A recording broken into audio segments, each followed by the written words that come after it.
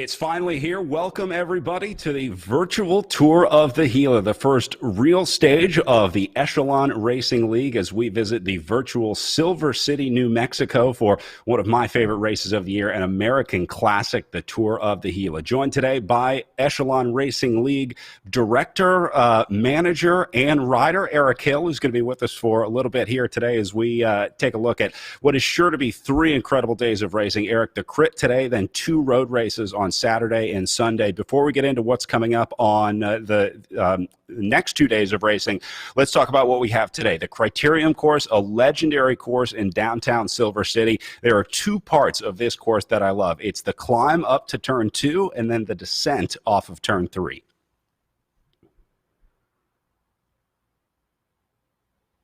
Leg buster for sure.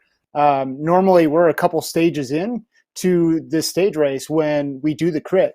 And so guys are tired, and that definitely has an influence on the race itself. So having this be stage one, I'm really interested to see how it plays out. But it's a wonderful course, a great atmosphere, and an amazing community. And it's definitely a place that it's a must see. You got to get there. You got to. Eric, the other big aspect of the racing here is the fact that we're racing back-to-back-to-back. We're the few virtual racing series where we're really going to see that fatigue set in over the last couple days. And this is not an easy criterion by any means. You were telling me earlier that you think this race is won and lost at the top of that hill, right there at turn 2. Allows for positioning to actually matter in the race itself. And so people are going to have to be attentive. They're going to have to know where they are in the field. They can't let gaps go. They're not going to get back on if they do. And I think we can see a reduced sprint or even a breakaway survive today. Taking a look at some photos from past years of racing. I love this downtown in Silver City. It is a classic Old West downtown, but this is the descent that I was talking about. You see that downhill, that's turn 3 behind them, and they pick up some pretty serious speed headed into the last corner, Eric. The tire wall is one thing. You know it's a fast corner when you see that waiting for you at the bottom. Yeah, I mean, in real life, you need to be a good bike handler. You got to know how to push yourself through the corner, how to position yourself. Obviously, it doesn't matter in the virtual space, but positioning in the group will matter. And being able to jump out of that corner, get back on top of the pedals, and put out the power is going to make a big difference. All right, before we get started, I want to go to downtown Silver City, where we are incredibly lucky to have race director Jack Brennan with us here today. Jack, it looks beautiful, maybe a little chilly down there in Silver City. Good afternoon, you all. It is kind of chilly, but we're doing fine. And I am Jack Brennan. I am the in real life race director for the Tour of the Gila. And I'd like to welcome you all to Silver City, New Mexico, and the 2020 virtual Tour of the Gila. We are right now in downtown downtown Silver City at the actual start-finish line of our downtown Criterium. And I'd like to take this opportunity to thank Echelon Racing League for giving us the opportunity to be a part of this virtual racing experience. What I really like about Echelon is that we're a part of the RGT cycling platform. On RGT, they take our races and then put our actual race courses on their platform. So the racers throughout these 3 days of racing will be racing on our actual Tour of the Gila race courses, which for me is something that's really, really cool. Now I'd like to take the opportunity to tell you about our 2021 in real life Tour of the Gila. We're moving our race dates from the spring to the fall of 2021. The actual race dates will be September 29th through October 3rd, 2021. The Tour of the Gila is actually a 5-day stage race for UCI men and UCI women. And we have 6 other amateur races going on at the same time. Now, to learn more about anything about Tour of the Gila, please go to our website, www.tourofthegila.com. Now I'd like to introduce you to a friend of mine, a former business partner of mine, and a former Tour of the Gila competitor. Our newly elected state senator from Silver City, New Mexico, Saya Correa Hemphill. Thank you, Jack. Let's see if I can take my mask off. Tangled in the earring. But thank you for the invitation to join you today. Tour of the Gila is near and dear to my heart, and it's an event that my family and I look forward to every single year. Our younger two boys always participate in the kids downtown races, which is always the highlight of the week, to see the kids in the community racing downtown. My husband and I have both completed the 4-day stage race, which was just a surreal experience to be able to enjoy the beautiful course. And we have some of the best scenery, and this is one of the most impressive races, one of the most challenging races in the country. And I know we've had it. You've been the director for over 30 years. 20. Over 20? No, I thought it was 89 or 87. No, about 2000.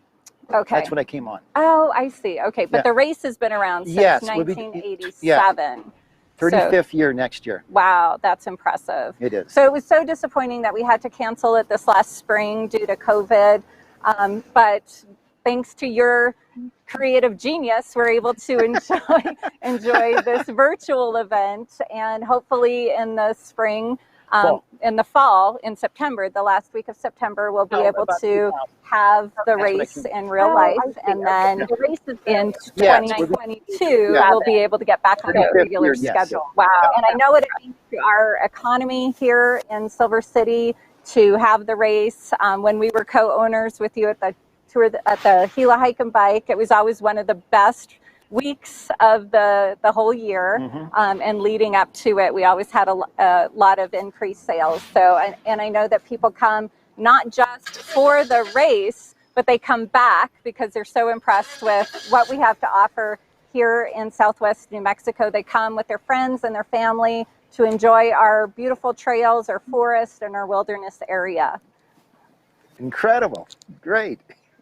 So, and I hope to race it again. Good. That's going to be the goal. Howie. And now I'd like to introduce our Lieutenant Governor, Howie Morales. Welcome, everybody. I'm Howie Morales, Lieutenant Governor of the state of New Mexico. And I'm so proud to be here to welcome you to this year's virtual tour of the Gila. And we know that 2020 has been tough for all of us, but it's so nice to see that the continued excitement and the energy around the tour of the Gila will continue, even though it's done in a virtual setting. You know, growing up in Silver City, New Mexico, having the opportunity to go in as a child to see the bikers race downtown and to see the many exciting opportunities that were brought to our community because of the beautiful Gila forest that we have. I'm so proud of the state of New Mexico. I'm proud of my home community in Grant County, New Mexico, and I'm so proud to welcome each and every one of you to this opportunity to showcase, even through the obstacles, even through the struggles and the challenges that 2020 has brought with COVID-19. You bring a lot of excitement and joy to race enthusiasts across this whole country and across the world. So thank you so much for joining on this. Wish you the best of luck and look forward to seeing each and every one of you in person during next year's live tour of the Gila. All right, let's go racing. As you see our riders leaving the start line for 20 laps around the virtual tour of the Gila course. Very cool to have Lieutenant Governor sending us off for the start today. So it's going to be a crazy one out here on this crit course, no question about it. Typically in these criteriums on RGT, really in any virtual racing, you see a lot of riders grouping together. So if riders can work together and get away today, I think that's going to be the key. That's where you're going to see the real ride of the day will be the riders that try to separate themselves. Eric, it sounds like the tactics in virtual racing are very similar to the tactics in real life trying to win in Silver City. Yeah, they are, Brad. And you're right on. I mean, if a rider tries to go up the road by themselves, it's just not going to happen. They need to have a group. The power is in the group, and we've had teams that are actually practicing their group dynamics and tactics by doing the weekly team time trial that RGT is offering right now. And so I'm expecting that we see some higher level racing than we did during our previous race, the RGT stage race. Teams are becoming more familiar with the platform. They're understanding the group dynamics better. And I really think that if a group can pull together and pull it off, that we might see a break today. Explain some of those group dynamics, if you would, Eric, because I think that's one of the interesting things about RGT racing. One thing I noticed, the riders get boxed in here, and then the other thing I notice is the corners seem to be different. How do these physics change in RGT? It seems a lot more realistic. It is, yeah. So, your first thing was about getting boxed in. Positioning truly matters here. You can't ride through another rider. So if you're boxed in and you try to put the power in, it's going to stop you from doing that until a gap opens up, and then you can shimmy your way through. Just like in real life, right? If I want to go in a crit or a road race, but I'm pinned against the side of the road, I'm not going to be able to make that move. And so they have to position themselves well. And then on top of that, going into those corners, like you said, there's virtual braking, if you will. We all know that you can't pedal through the majority of corners at 30 miles an hour and continue pedaling without clipping it and ending up on the ground. And so in the upper left-hand corner, you can see power numbers, and those are going red.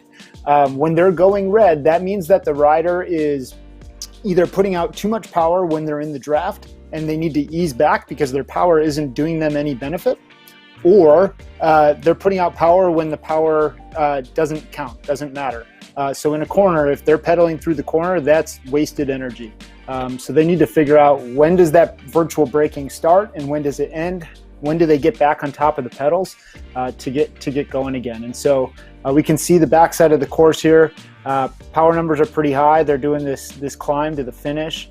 And then as they get into corner one, corner two, they're gonna have to let off the power, get back on top of it, and make their move if that's what they're looking to do. Already saw the first attack of the day, or first attempt at an attack, because the field reeled Amiri back pretty quickly. You see them all together.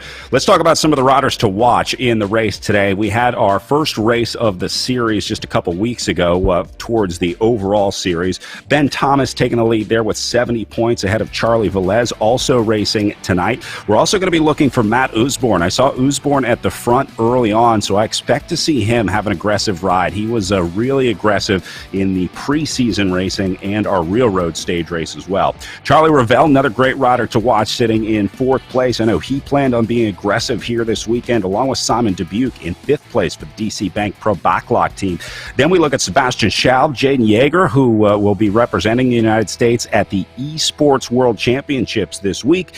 And then you have Hayden Warner, stage winner John Cooper sitting in 9th place, and Patrick Wall sitting in 10th. So we're starting to see riders emerge, Eric, as the riders to watch. Early in the season, in the first few races of the Echelon Racing League, we weren't really sure who was going to thrive on the RGT platform and who was going to thrive in virtual racing. But after a couple weeks, big leaders are starting to shake out here.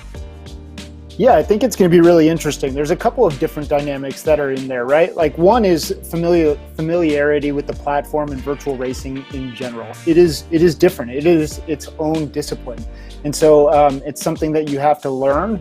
It's an acquired taste for some. And so trying to figure out what that dynamic is, how to put power out, big power out on a trainer is different than putting big power out on the road.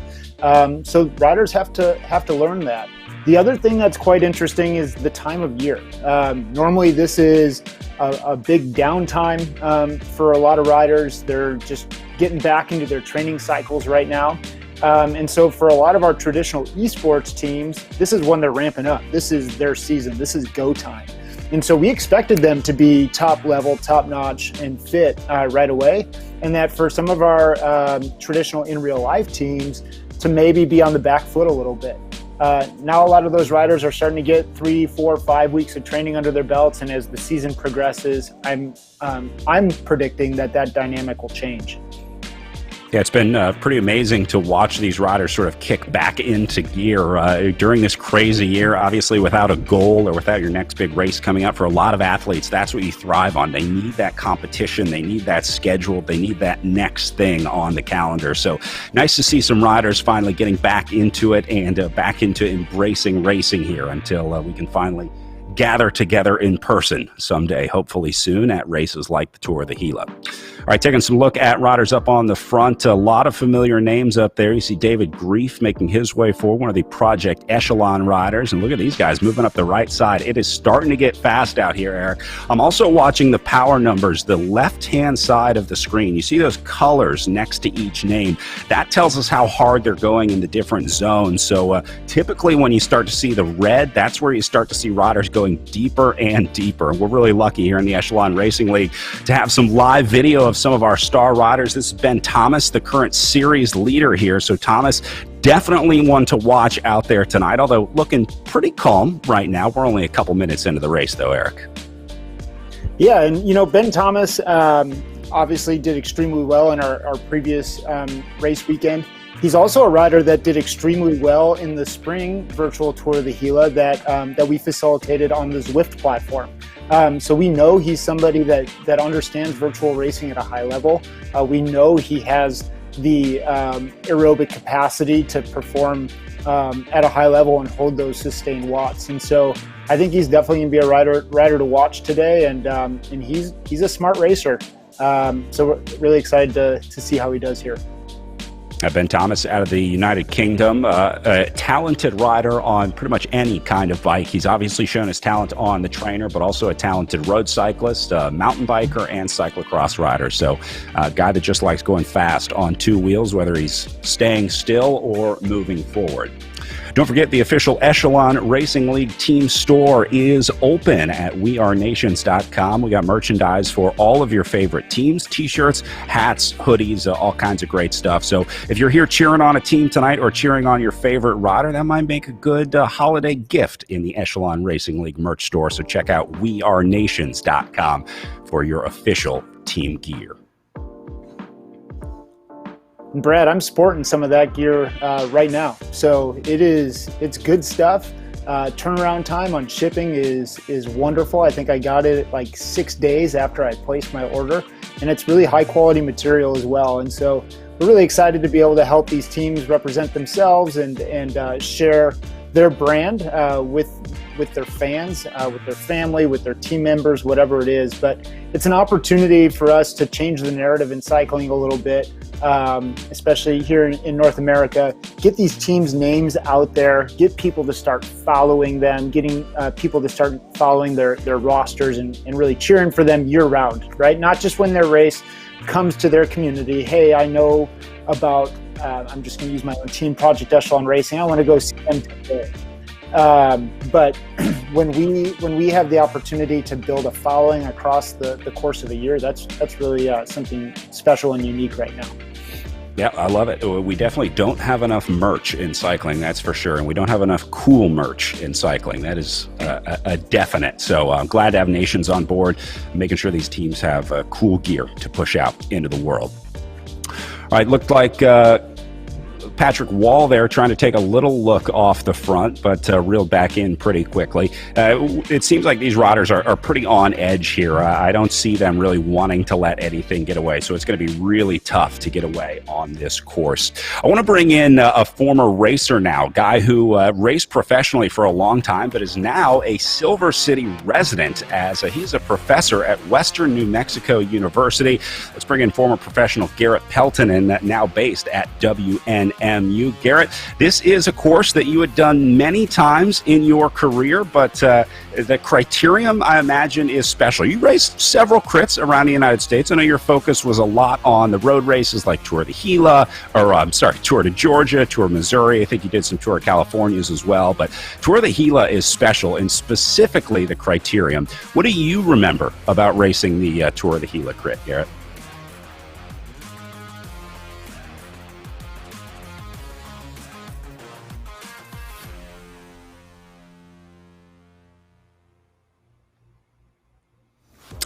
Sorry about that. We'll try and get Garrett in here ASAP. He was so excited he was speechless, Brad. Gotta love that. I'm excited to talk to Garrett. I watched him race as a young man when I was first getting into the sport. 2007, I think, was the first time I watched him at Tour de Georgia. I was a senior in high school, if you want to do the math on that. So All right, more riders taking a look off the front. Godish, Ravel, and looks like Hutching might be the last in that split. You see the distance off to the right of their names. That tells us how far to the next rider they are. So it's a good way to kind of tell what that gap is out on the road. But see Ben Thomas not spending a whole lot of time at the back or middle of the group. He realizes that if something goes, he doesn't want to be boxed in. So I think that's smart racing here from Thomas, making sure that he doesn't get caught too far at the back. And look at this, already riders getting dropped here, Eric. Very rarely do you see riders dropped this early in a crit, but anything goes in virtual racing as Vogel attacks through the line.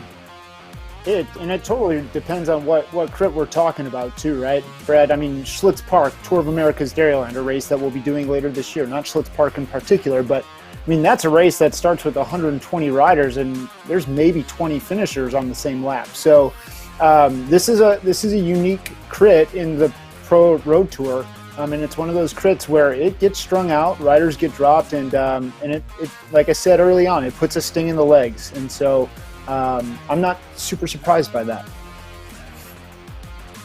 So Vogel taking a look at the front, Swart and there. The other thing I love about this is showing the nationalities, a truly international field here. For a lot of riders, Eric, it wouldn't be feasible to travel over and race the Tour of the Gila, but riders from all over the world tuning in to race the virtual Gila. And by the way, I got to give a big thank you to our European riders and European viewers. I know they're making some time shifts in order for us to be able to race in these slots. So it was pretty tough trying to get people all around the world together on the same page, trying to find the right start time for these races. It was, yeah. We had to crowdsource it a little bit. Before every single race that we do, we host it just like we would in real life race. We have a managers meeting. Once a month we have a stakeholders meeting where we get feedback from the managers. We try to make some changes and implement those changes as well. So we try to be responsive. We try to listen to the community and get them involved. And so time zones was one of those things where it was a little bit difficult, which is why we race a little bit earlier in the morning on Saturday and Sunday so that we don't keep our European folks up too late. You see Ben Thomas and Charlie Ravel there starting to sweat in their pain caves. Ben Thomas looks like he's riding out into the void as he gets out of the saddle here. There's a lot of ebb and flow to the racing, I'm noticing, Eric. It seems like riders are kind of going hard and then they try to lay back a little bit. Is that just the nature of the racing, or is that just because this race is it's surging so much? I mean, it's a little bit of both. I mean, if you've ever done a crit that has a substantial hill in it, right? You're coming down that downhill, positioning matters, speed is high, and if you're 20 people back and you're entering the uphill portion of the course, you're going to have to get out of the saddle and stomp on the pedals to make sure you don't get gapped off. For those people that are first, through 15th place through that corner, they can ease up a little bit. They can ride their own pace up that hill. It'll bunch up back on the top again, and it'll string out again on the downhill. And that's why this course is unique. Even though it's 4 corners, that hill makes it dynamic and allows for us to have a place where positioning matters. You talked about the positioning. I think that's one of the cool parts of the racing here too, is the positioning that you need to win in RGT, especially in the sprint. There's an art to when you time your sprint, when you launch your sprint, and when you finally get it to the line. So as they start to line up for the final sprint, it's going to be really interesting to watch who goes forward and who kind of sits back a little bit. Yep. I mean, before today's race, we had a team meeting. We talked about the importance of that positioning. I'm sure other teams did the same, and you can see which teams are bunching themselves up towards the front and which teams are scattered. And I'm assuming that the teams that are bunched up a little bit towards the front of the race are the ones that really made a point to say, hey, we have to watch our position. We have to stay together.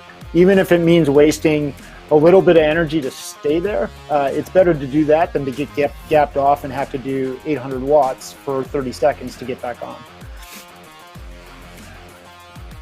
We're going to be talking a lot about watts and power numbers throughout the night, well, throughout the series, really. That's how we measure the effort that these riders are putting out. A lot of people think you want to measure speed, but it's a much better measurement of how much work they're doing if you measure the wattage that they're putting out. So you see the watts per kilogram to the right of their name. That's based on the weight that they put into the game.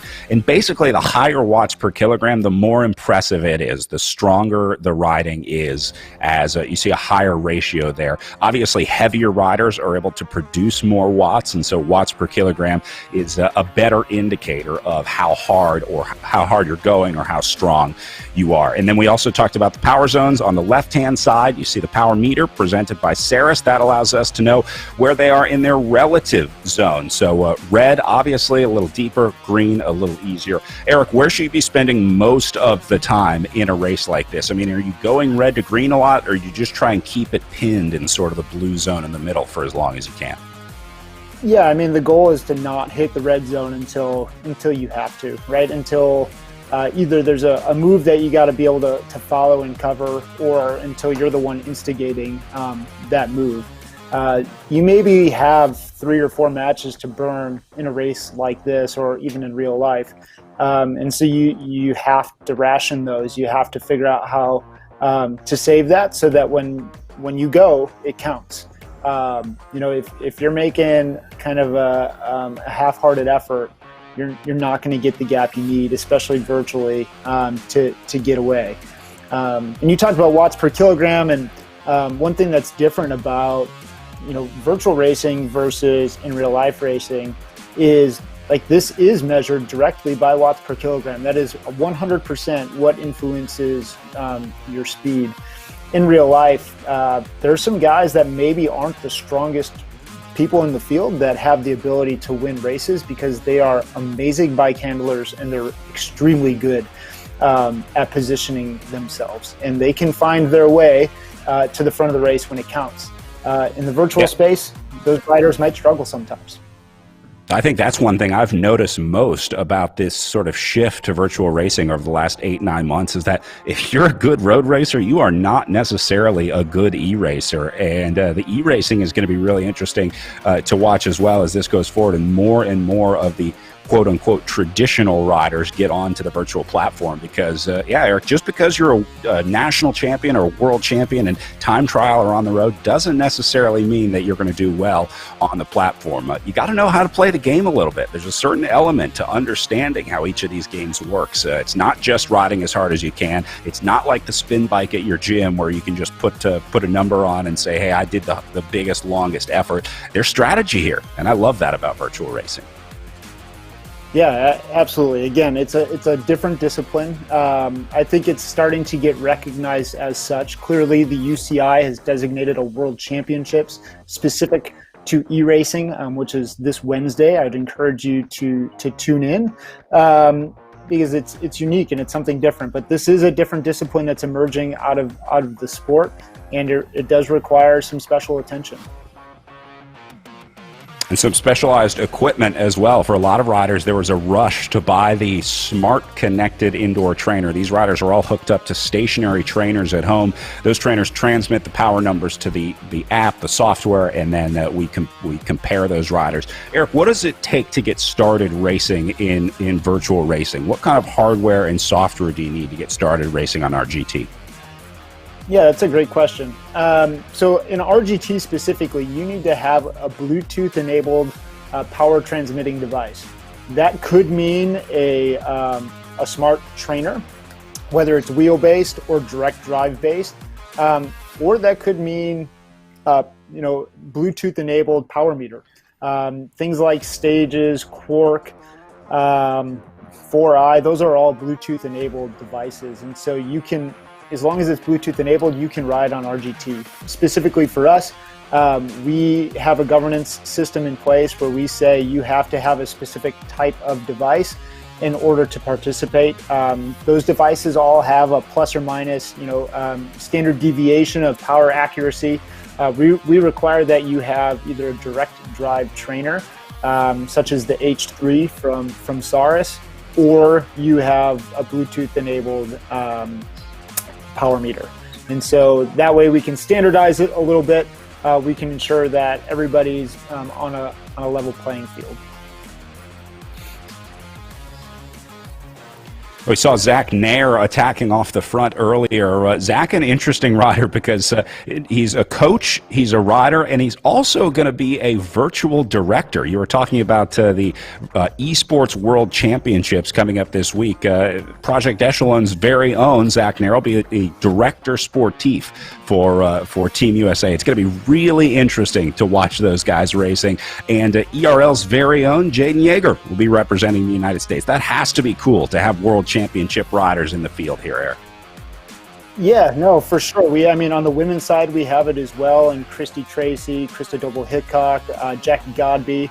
On this side, we have Brian Hodges and Jaden Yeager.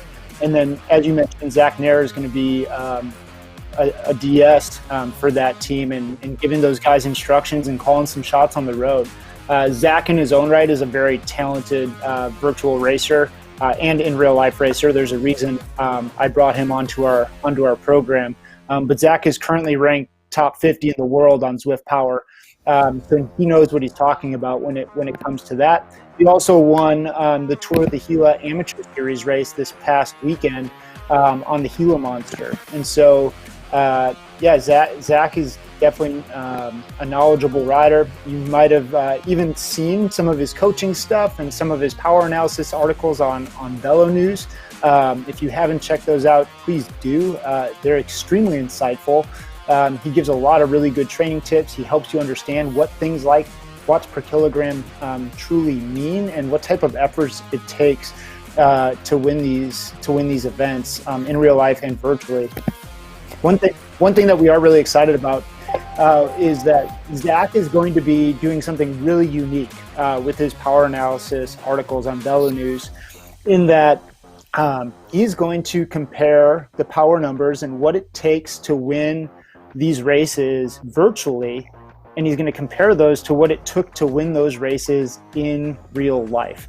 And so James Piccoli was the last winner of the In Real Life Tour of the Gila, and I am super excited to see the comparison between his power numbers on something like the Mogollon or the Gila Monster and the virtual winner. How did those compare? And then how did those times compare as well? One of the big things that RGT focuses on is realism, and so it's going to be an opportunity to see just how real it really is.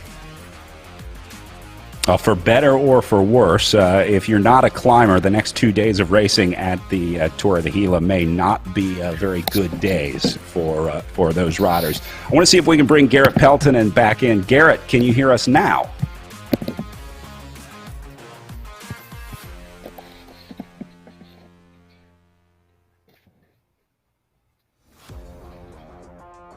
All right, we'll keep working on trying to get Garrett in. How about now, Garrett? Ooh, can you hear me now? Yeah, we got you now. So, Garrett, we were talking about the crit here today, but two legendary courses Saturday and Sunday with the Mogollon Road Race, and then we head to what is called the Gila Monster on Sunday. Give us your memories of racing at Tour of the Gila. Do you still remember those two climbs? Yeah, first of all, the weather always at the Tour of the Gila is great, so you can always count on that. And you know, all the courses, the crit, the time trial, the road races, all great courses. The climbs for a guy like me, especially on the last day of the Mogollon race, once you get to the cliff dwelling, it's time to get in the van because your work was done and you let the climbers do the rest of the work. Yeah, and then take me through this Criterium course. Not being a racer, when I see that last turn, that downhill into the sharp left-hander onto Bullard, that scares the crap out of me as a spectator. Is it as scary when you're going 40, 50 miles an hour into that turn? When you're racing, it's not quite as bad. Yeah, sometimes it can be a little hairy, and they have those tires there for a reason. And the other thing that makes this foot court kind of tough is that, as you mentioned early on, it's an old western kind of downtown, and that means the old concrete roads are pretty rough, so that makes it a little more difficult as well. Obviously, the virtual racers don't quite have that issue, but in person, the roughness of the course definitely adds to it. And you have the excitement of the fans. They're having parties in their yard, drinking beer, and just having a good time. And they're lined around the whole crit course, so that makes it quite the neat experience. You talked about the Old West downtown. The other thing I noticed about Silver City, the curbs are huge because there's the threat of flash flooding, obviously, in the desert areas. And so the curbs are like 6-8 inches high in some places, obviously, to make sure that the sidewalks don't flood. But this is not a course in the Criterium where you want to take a turn wide, because if you get a pedal or a tire into those curbs, there's a good chance that you're not recovering from that one. So bike handling, obviously really important in all crits, but especially in Silver City at the Tour of the Gila as you conquer 20 laps around this virtual course here today. Is the course hard, Garrett? I mean, would you consider it a hard Criterium course, or is it mostly just the competition that makes that race difficult? Yeah, it's a little bit of both. So the competition's obviously world-class competition, so that makes it hard. And the course itself has a little bit of a hill in it.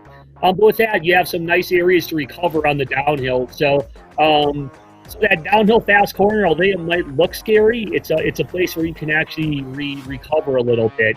So, but at the end of the day, it is a tough crit course, and to get a win here is always a great thing to have on your resume. Eric, you think you could get away early? Is there any chance of winning out of that last corner in Silver City? Man, the last corner might be a little late. You're gonna have to be somebody really special to do it. I mean, guys like Travis McCabe, if you follow the sport, who just retired from Israel Startup Nation. Michael Hernandez from A Volo, who represented the U.S. at Tour California. Those types of riders, maybe, but you have to have a really special sprint to be able to do that. I think otherwise you're gonna have to come out with a substantial gap if you're gonna do it alone without a proper team. Well, as the guys continue to reshuffle in this group here, looks like we are mostly all together. Eric, I want to take this opportunity to talk a little bit more about the season here. We talked about being based on the real courses like we're racing here at the Tour of the Gila. You talked about the power and weight verification where the riders submit their weigh-ins. Take us through the team structure and the series structure as we move into the points format later on. Yeah, so we wanted to do something, a little bit different. The series is across 8 race weekends and includes 22 race days. Some of those races are omnium-based weekends, meaning that different riders from a team can race every single day. So the past race we did, the RGT Omnium Stage Race, that was a race where rider A could race on Friday, not on Saturday, and come back and race on Sunday. And each day was worth a certain amount of points that we accumulate to figure out our series overall leader and our team's leaders' jerseys as well. Races like the Tour of the Gila are different in that they're run as a true stage race. They are going to be time-based. So we'll be looking at time gaps across all of the stages, and the person with the lowest cumulative time will win the stage race, and they will be awarded points for a stage race win for the series. And so again, we're looking across all those 22 race days, across all 8 racing weekends, to figure out who's going to be our series champion for the first inaugural Echelon Racing League season. As far as the teams go, teams are allowed to have a roster of up to 12 riders. But in any given race, only 6 riders may be entered to compete. So team directors need to be thoughtful in who they have race based on team dynamics, based on riders of different ability levels, based on fatigue and recovery, all of those things. And so there's an element to that as well about identifying who's racing what and when. And then in January we do have a transfer period so that teams can switch riders in and out from that 12-man roster and swap new riders in or swap riders out as they see fit.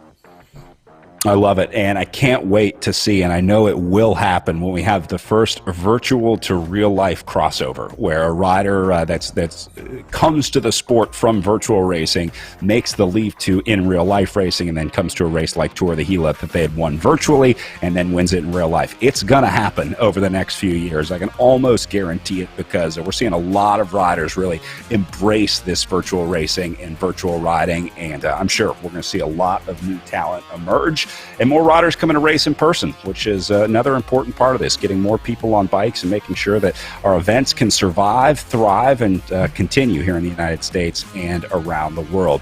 Garrett, Tour of the Gila is one of those races that just cannot go away. It is an American classic. You raced it several times in your career, but you are now a Silver City resident. How did that come about? Yeah, it's a great location. The first time I actually came here was doing the Tour of the Gila, and just like the area. And I know a lot of prior cyclists. They lived when I first started cycling. We'd come to Tucson every year to train and whatnot, and then a lot of cyclists lived in Boulder. And Silver City itself is kind of a nice little cycling location because it has the great weather of the Southwest. But then also it sits at an elevation of about 6,000 feet, and so even with the racing here in person, it makes it a little more difficult because you have this slight, moderate level of altitude, especially when you're going up some of these bigger climbs. You're at 7,000 feet, 7,500 feet, something like that. That can make it a little more challenging. So altitude plays a role, etc. But generally, I just like the area. And then after I stopped cycling, I actually did Tour Divide, a race that goes from Canada all the way down to Mexico here, and right before finishing it goes through Silver City and liked the little town, and I got a job here at Western, which I really like, teaching exercise physiology and actually being part of the Tour of the Gila. So it's been great, and it's a nice little town to come visit, recreate, and you're next to the Gila National Forest, so I can't say enough positive things about it. I love those stories, and we have so many of those in the sport, whether it's a host housing family that you stayed with and you kept in contact with, a race director of favorite races that teams or riders go to, with great, awesome connections in this sport. One of the very cool things about getting to go race in person around the country. We'll be back to it soon, but until then, we're watching this group of riders complete their lap here. You see the distance remaining over on the right-hand side of the screen, the upper right, 8.6K to go. So that's not a lot of racing, but the fact that nobody has gotten away yet makes me think that this one may stay together all the way to the line. Eric, this can't be more than 20, maybe 25 riders remaining here. If you're in this group, you got to be feeling pretty good right about now. Yeah, right, you've made the selection. I think guys are we talked about conserving matches and figuring out how you're gonna use your efforts throughout the race. So I'm sure everybody in this group has used one or two of those already to make sure that they were here and they used them at the right time. And so now it's going to come down to strategy and timing. The people that are in this group clearly know how to race on the platform. They clearly know how the group dynamics and pack dynamics work. And so now we're just going to see who's the smartest and strongest of them all. Watching Neil Ostenfeld here, another very strong early rider in the Echelon Racing League, riding for the EVOC bike team, also one of the strongest, biggest teams in the series. You see how he takes some rests there, how he's kind of zeroing out the power meter, getting as many zeros on that power file as he can. You don't want to burn too many matches. It's really easy to try to cover every move, but man, when you have to go, you got to go hard. I love being able to watch these guys' faces as they put the efforts in. Eric, riding on the trainer is maybe one of the hardest things that you can do on a bike. There's just something about it, I think, that makes it just a little more difficult than being out in real life. Well, yeah, you just have that consistent, force against you. You have no choice but to pedal the entire time, right? Like there is no coasting, and even going downhill. You just assume you keep on pedaling because you're on a trainer. Does it really make sense to stop and to sit there? In the racing setting, certainly it does because you're trying to save energy. But training wise, it is an amazing training tool. The opportunity to kind of pick your zones and hit those zones exactly. The opportunity to do hour-long intervals without having to stop at all. Being able to control your environment. You saw Neil had like a 300-watt fan on him or something, because that was unreal. His hair is just blowing all over the place. So it's an amazing tool. It's hard to do when it's beautiful outside, but I've even made an effort in my own training programs to do some of my bigger workouts, even on the nicest days, indoors on the trainer, because I know I'm going to get them done, and I'm going to get them done well. Hey, don't forget, we are monitoring your comments online. You see the Fast Life agreeing with us here on YouTube, saying, I have to agree, the real race course is a big deal for e-racing. I think that's a big part of it. Being able to tie this into these races that we all know and love is my favorite part of racing on RGT. Each platform has its strengths for sure. There's absolutely a place for each of these platforms, but the ability to tie in these real-life races is, I think, really cool.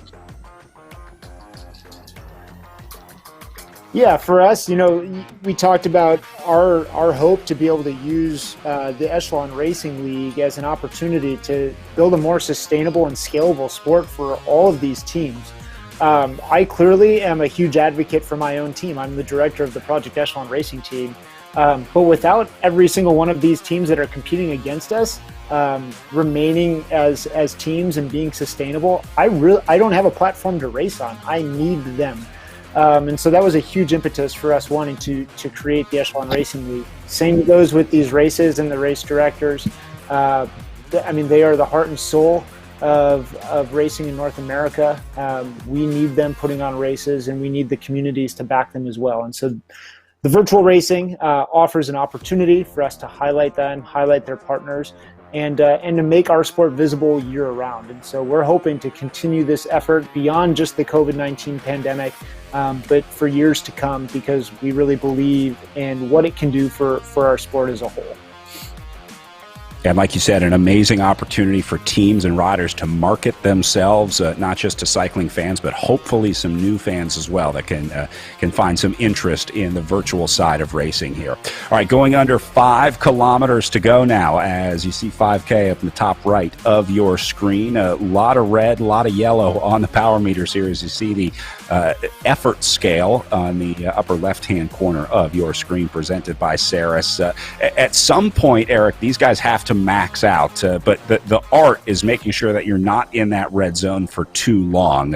It's trying to time it just right when you get to the finish.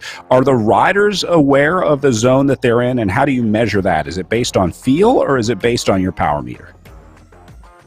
Throughout the race, you might be looking at your power meter a little bit and just saying, like, hey, I got to tone it back a little bit. I got to stay in the group. I've been in the red too many times. My normalized power, which is your average power, taking out all the zeros, all the times you were coasting. My normalized power is really high, right? I don't look at it a ton when I'm in the group and racing. When I'm in a breakaway, though, I do. If I'm in a break and we're gaining time on the group, and I believe that my effort is sustainable, I'm going to keep on driving the pace. If I'm in a break and I'm totally redlined and we're getting 1 or 2 seconds, every 5 minutes, it's not worth it. We're going to get brought back for sure, and all I'm doing is blowing myself up for no purpose. And so, the power meter is a really wonderful training tool. It's an opportunity to look back on a race and reflect a little bit and learn about how the race played out and what you could do differently in the future.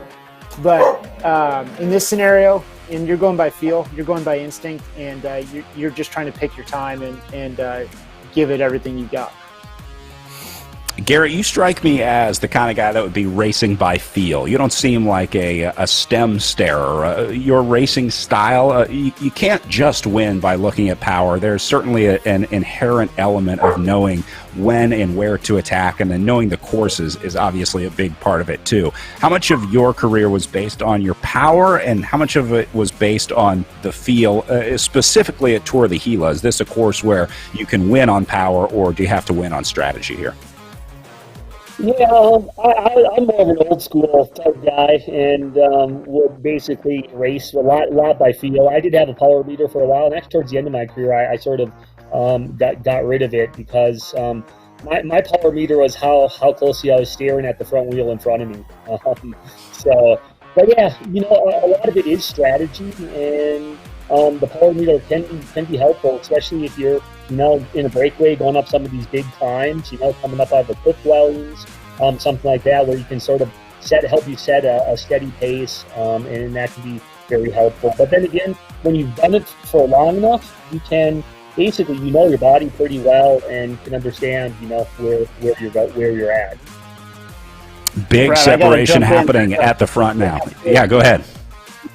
Yeah, no, I was just going to say Zach Nair gave it an absolute rip, and Matt Usborn, who we know is strong from Above and Beyond Cancer, is trying to come across to that. You can see right now, I don't know who this live rider is, but he is. This is Usborn right here. Oh, this is Matt. Yeah, he's grinding his teeth for sure to get there. This is a big roll of the dice to try and win the day right now, and I'm going to go ahead and say that it has a shot at being successful. They have 35 meters. They have a couple of riders there. Oh, they're coming back quick now though. I think everyone else in this group thought that they had the ability to be successful too. That's part that comes with the territory of being some of the best riders in this field. When you have the rankings that those guys do on Zwift Power, you don't get missed in a breakaway. So Zach Nair is a big old target on his back in this race, Eric.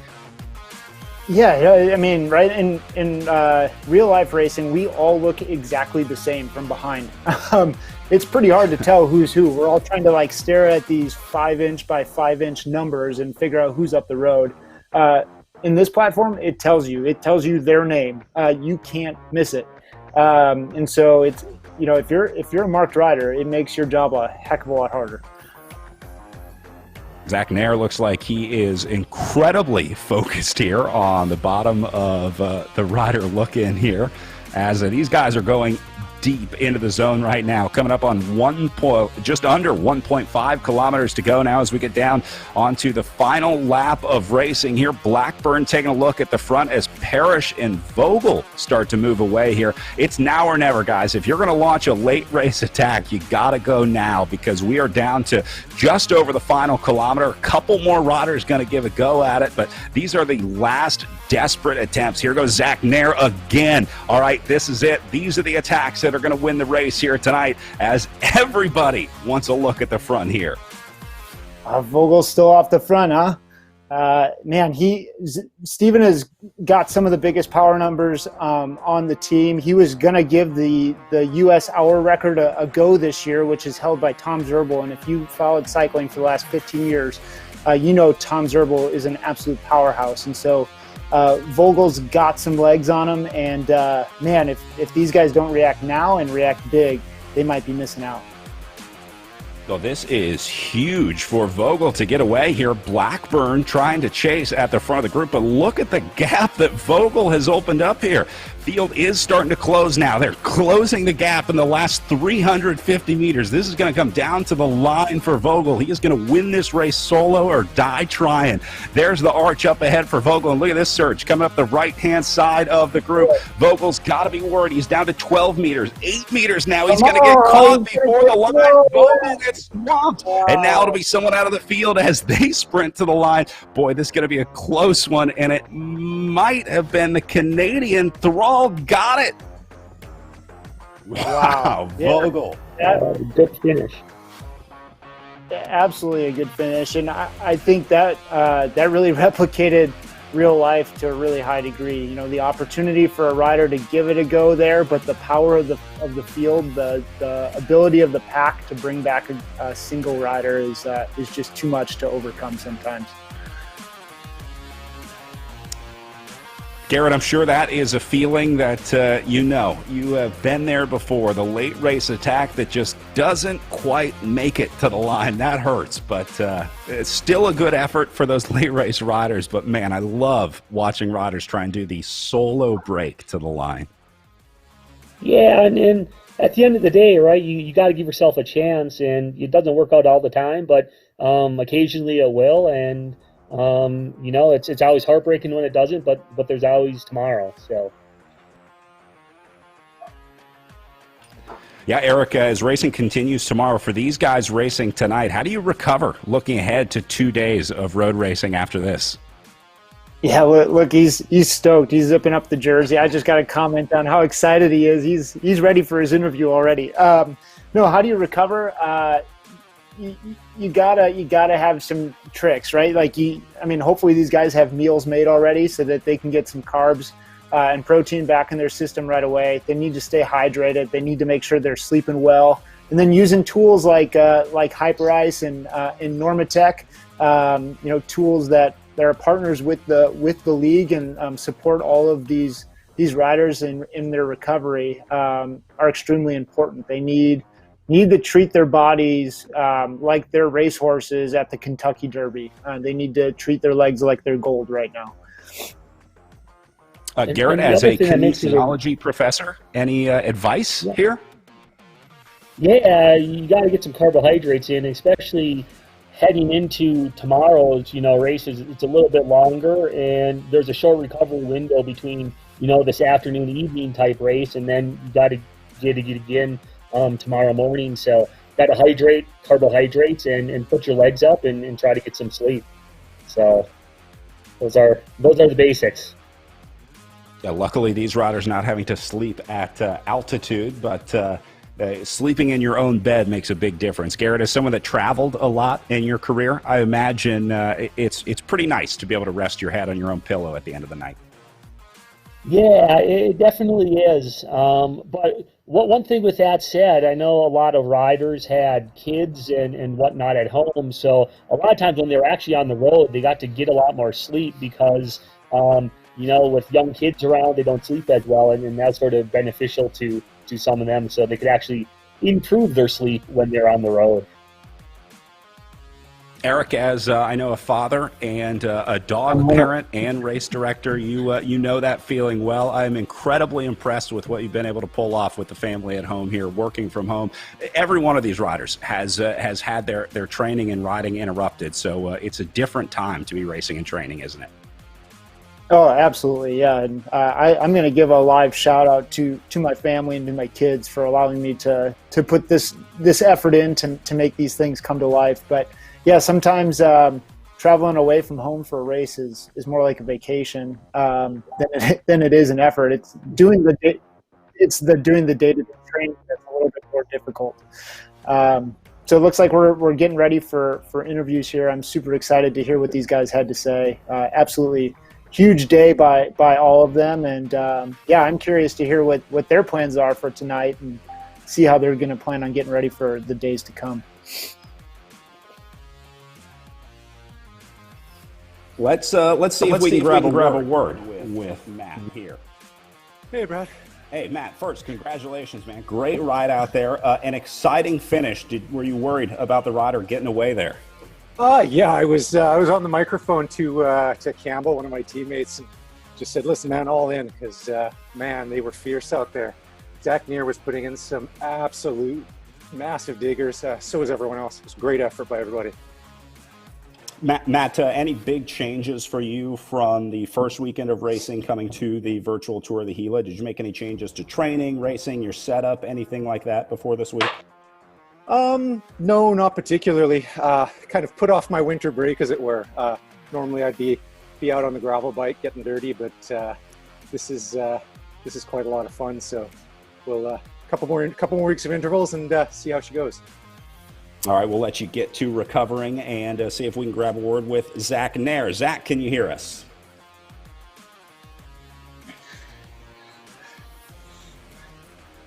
Maybe not.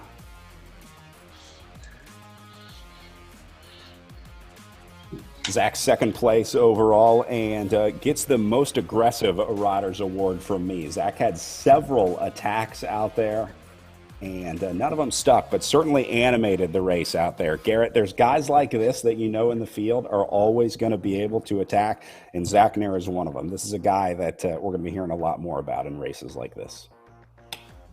Yeah, looking forward to it. Thanks, Brad. That was such a hard race out there today. That course was so tricky to figure out. It was like there were no easy parts. There was that one downhill. It was like I could take it easy here, but I was still doing like 200, 250 watts. The rest of the course was just like full gas the whole time. Zach, were there any moves during the race that you thought this might be the one that goes, or were you pretty much thinking the whole time this was going to stay together? There were a couple of moves early on that kind of more split the field and made like a significant breakaway. Definitely at the end, I was worried like the last 6-7K probably, where the field was tired. It was pretty small. There were maybe 18, 19 guys left, maybe less than that. A couple teams had some representation up there. And I had one teammate up there, and I was feeling pretty good, so I kind of saw him move go with a couple laps to go. And I went across to it and then over the top, and I was like, maybe I can take it from here. I'll give it a go. Were you surprised how small the group was? I thought the group would be a little bigger at the finish, but it seems like there was a selection very similar to a difficult road race. Yeah, definitely for a crit. You never really expect the field to be that small, like less than half. Like we probably had a third of the field left at the end there, and I mean normally crits, especially when it finishes in a sprint like that, usually a pretty big group, but yeah, it was such a hard course. Yeah. They're a little bit like the real life Gila. That course it's hard, it's tricky, a couple narrow turns, is that really fast downhill left-hander, and that little kicker that always hurts. Yeah, how did this compare? Last question before we go to Thomas. How did the virtual Criterium today compare to the real life Criterium in terms of difficulty, power, and just overall race experience? I would say this one was harder than real life. The real life one, I mean, I think a lot of it was how big the field was. I mean, the real life grid, you can sit like 100 wheels back. You can't even see the front of the race at that point, but it's all strung out. There's nice little drafts, a little bit smoother on the corners. But today was definitely, I probably did 100 more watts today on average than I did in the real life Gila crit last year. All right, congratulations on a second place finish. Now let's go to our race winner, Thomas Thrall. Thomas, congratulations, a chaotic finish out there today. You looked like you were ready, though. Were you anticipating a sprint finish today? Yeah, no, it was, well, I was just trying to stay with the group. Honestly, I was dropped a couple times during that race. It was my first time really seriously racing on RGT, and I was just trying to learn the platform today and just trying to hang in there. So I knew I could sprint if I was in the group, but yeah, just had to do my best to stick with the group, and somehow I was coming to the finish line. I made my way to the front, so kind of in shock. A day like today, is there any team strategy? I mean, is there much going on the EVOC Bike Esports Discord, or is the plan pretty straightforward on a crit day like this? I'd say pretty straightforward. We were talking a little bit. We thought about sending someone up to the road a couple times, but I think for the most part, we just wanted to stick together and all just kind of go for the finish today. Tell me about the rest of your season, your plan. Will you race the rest of the Echelon Racing League series? Yeah, I hope so. I hope to do as much as I can. Yeah, so I've been also racing on Zwift as well. So it's been a busy fall and winter so far. So just looking forward to taking it all in and just enjoying everything along the way. Yeah, how has this year been different for you with the pandemic, the pivot to virtual racing? Obviously, right now, I assume you would be preparing for some outdoor racing? Yeah, so I'm actually still new to the US cycling scene. I was actually living and cycling in Singapore last year. And so I'm still kind of familiarizing myself with the US season and what that all looks like. But yeah, absolutely. If I could be out on the road, I'd love to be there. So you picked a heck of a way to learn about the U.S. racing season here with the Echelon Racing League. A win on stage one. How are your climbing legs for stage 2 and 3? Typically pretty good. We'll see. I'm not kind of the top climber, but I could usually hang with some of the best guys. So I'm excited for any climb and anything that the course throws at me. So. All right, we'll be looking forward to it. Certainly going to have a target on your back after a win today on stage 1 of the virtual Tour of the Gila. Congratulations, and a big congrats to your team, the EVOC Bike Squad. Great job out there today. All right, thank you so much. Appreciate it. All right, we're going to take a short break here as we get ready for our pro women's race coming up next, the Echelon Racing League.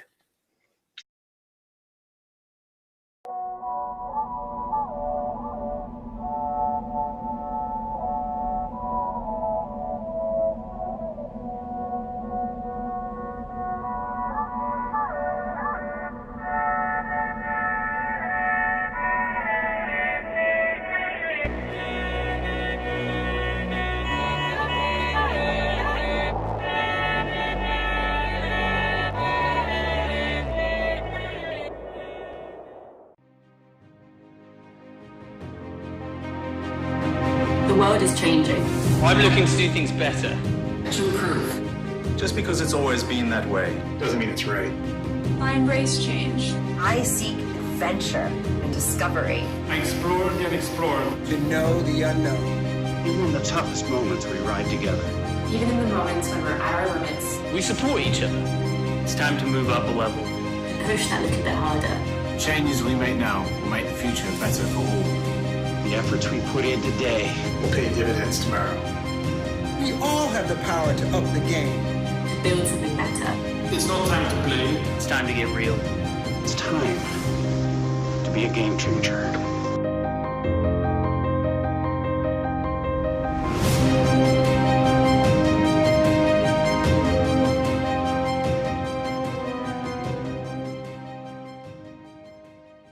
As an athlete, getting marginally better is one thing. Getting exponentially better puts you in a whole new ballgame.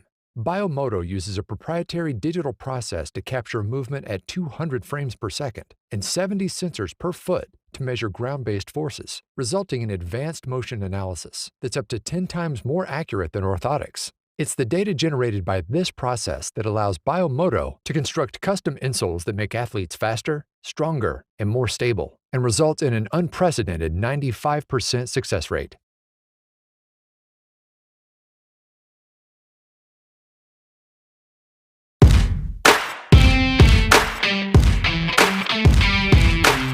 The 2020 Tour of the Gila is brought to you by Biomoto. Find the motor in you. By Hyper Ice. Hashtag move better and enhance your recovery with Hyper Ice. By Project Echelon. Educating, equipping, and empowering veterans through physical activity. And by Nations, enhancing the reach of esports. Well, beautiful look at some of the areas surrounding Silver City and the roads that we'll be racing on tomorrow and Sunday for the final 2 days of racing at the virtual Tour of the Gila. Plenty of climbing on the way for these riders on tap. We had a chance to catch up with our friends from Argon 18 who had a little climbing challenge of their own with Heather Jackson.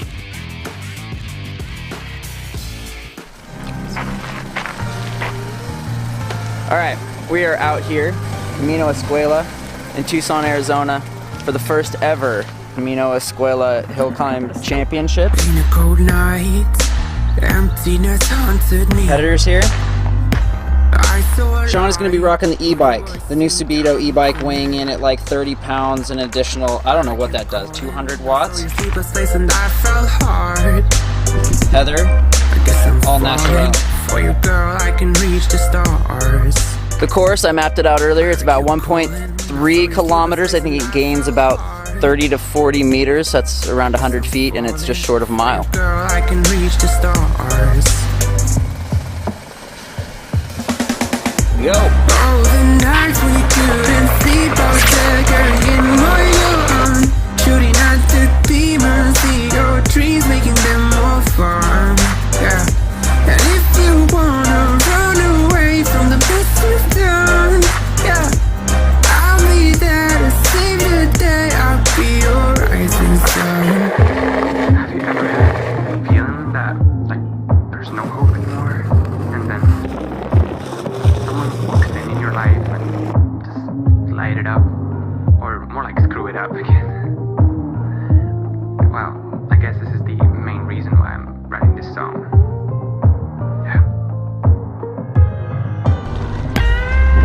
You calling, I saw your sleepless face and I fell hard. I guess I'm falling for you, girl, I can reach the stars. Now. Oh, the nights we couldn't sleep, I was there carrying more on. Shooting at the demons, see your dreams, making them more fun. Yeah. And if you wanna run away from the best you've done, yeah, I'll be there to save the day. I'll be your rising sun.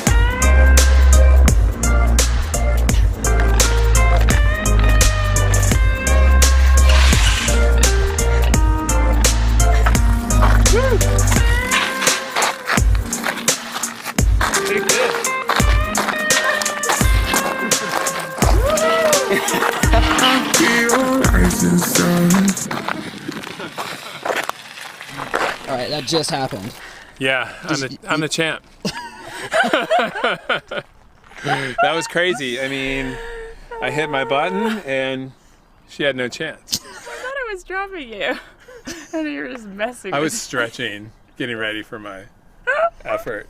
I did a little bit of this, one of these, and then I just went.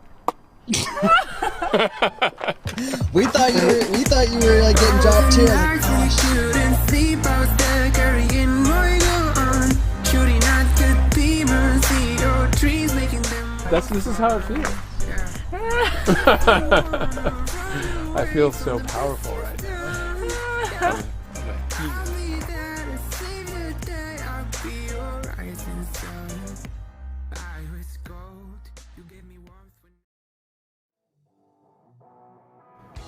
Welcome back. Just about 8 minutes away from our women's race start. Let's start taking a look at some of the riders in there, starting with Elena O'Mara, the stage winner in the preseason Real Road stage race, who shocked the field for the Amy D Foundation to take a stage win and move into the overall lead.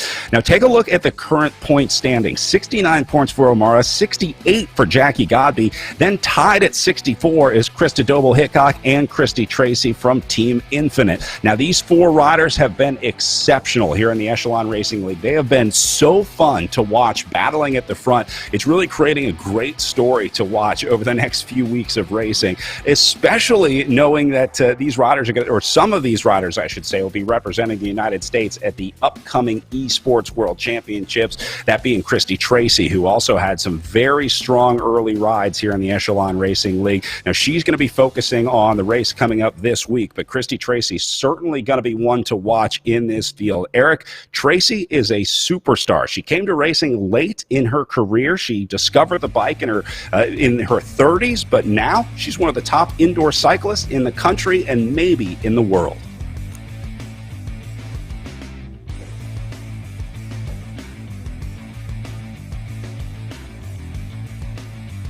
You see some pretty incredible numbers from the preseason racing. She put up some really impressive power numbers that I know even the coaches were watching and were very impressed by. So Tracy has been a rider in this field that really shocked a lot of riders. Now she'll be taking a break, looking ahead to the World Championships coming up here.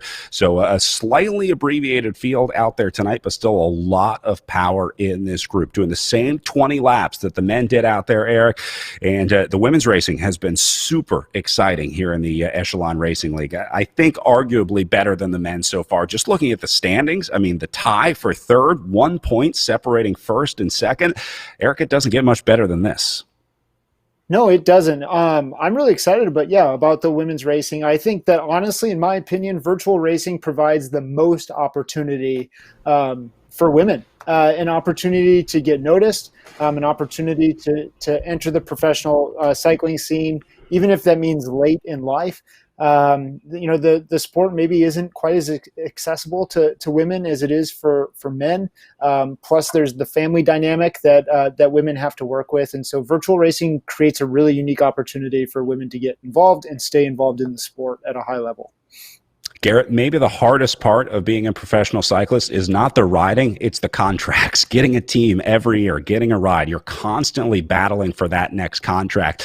This virtual racing, I would imagine, is a pretty good tool for riders to be able to market themselves to teams, because there's certainly an element of that in being a professional cyclist, isn't there? You have to sell yourself to the teams that you want to be on.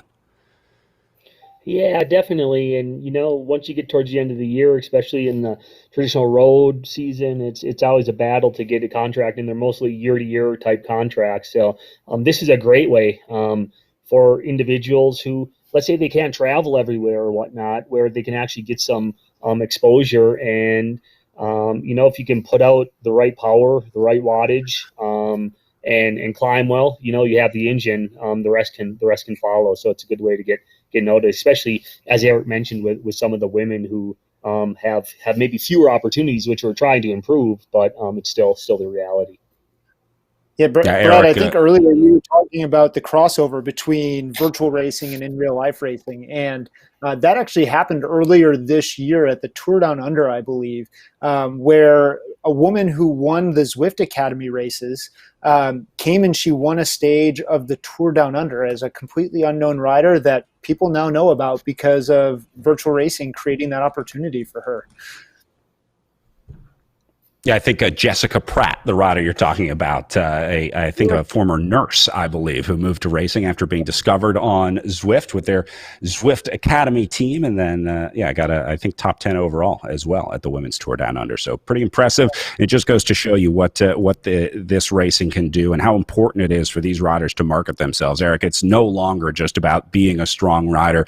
More and more, we're seeing teams sign riders for their marketing ability, for their ability to get the sponsors out there, get the team name out there. It used to be that we marketed the sponsors by winning races, right? By having it on the front of the jersey, you post up, you get your picture in the newspaper.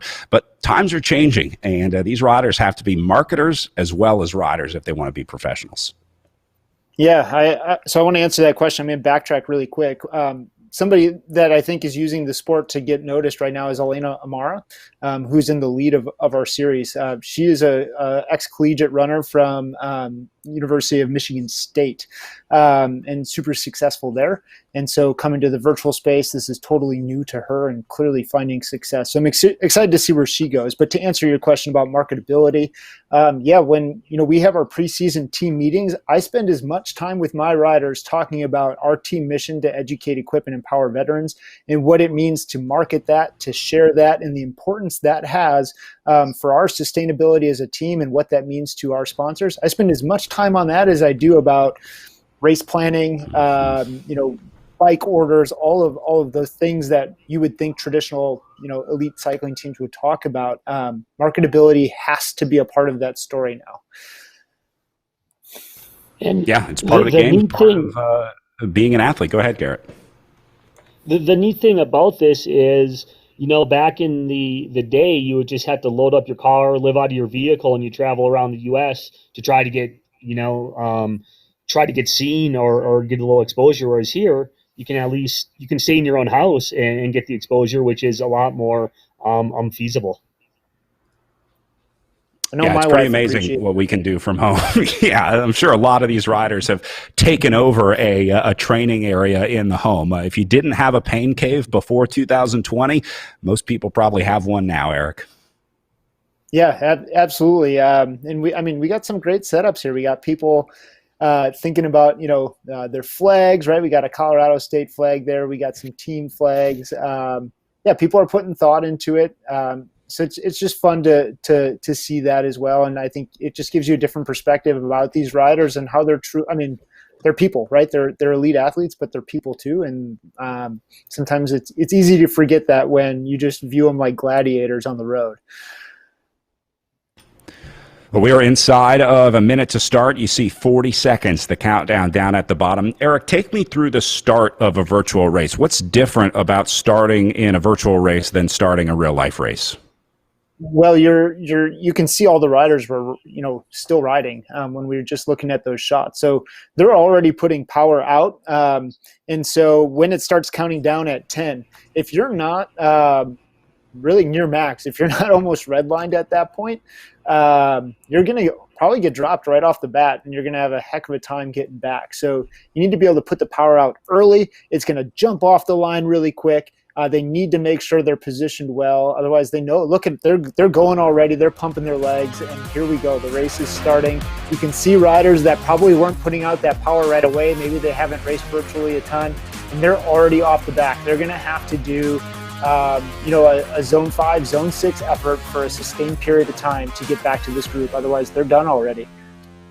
Yeah, Garrett, no other race in the world do you go into the red zone for like 20 seconds immediately following the start. Maybe like a cyclocross start where you're trying to get into position, trying to get the whole shot early on, but it's a very unique part of virtual racing, and it requires a different amount and style of training as well, to train your body and train your legs to do that, because it's not the same training that you would do for a 4-hour road race that has a lot of ebb and flow. Yeah, no, it's not. And the interesting part is, like you say, and Eric was saying, you have to basically be going before the start, whereas in a traditional type of race, a lot of times you do, a warm-up for, 30 minutes, an hour ahead of time, and then you sit at the start line for 20, 30 minutes. So you're very cold and not ready to go at the start. But here, it's kind of nice. You get a nice warm-up and you get going before the start is even actually has taken place. Yeah, what kind of shifts would you do, Garrett, for someone that was building a training program for a race like this? How does the training look different? Is it less time in the saddle? Is it higher intensity training? I mean, how you train differently for an indoor race than an outdoor race or a longer race, let's say? Yeah, it is completely different type of training. It's almost, I would say, more suitable for like track type racing, where you have these short, intense efforts of high power output, where you don't have to sustain it for super long times. Whereas you're doing 4 or 5 hour road race. You need to have the endurance as well. So it's a little more where you're doing, short intervals, that type of thing to train your top end. You don't quite need as much endurance. But with that said, you still need some endurance because, some of these races are an hour, hour and a half long, and you need a bit of endurance as well. But then again, it comes more to your top end. What can you put out for 10, 20, 30 seconds towards the end of the race? Like you saw in the men's race, there was almost an individual who snuck away at the end, but got beat in the sprint. So yeah, it is a little bit different where you're focusing more on higher efforts.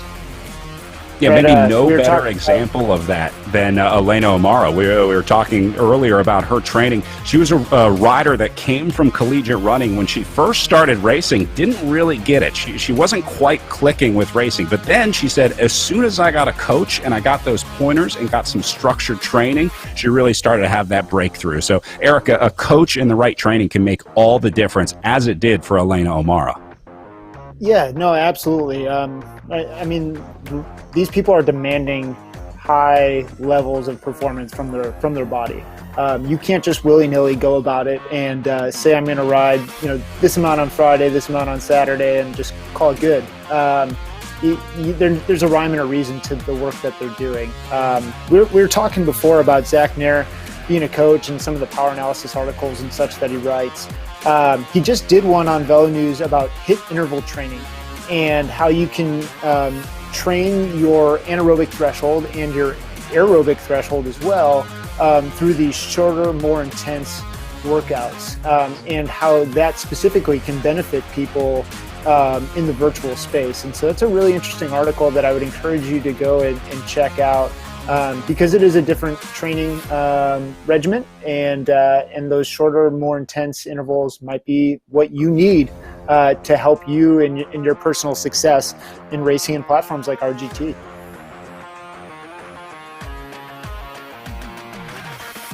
Well, already some riders getting dropped out of the back of this group. Go ahead, Garrett.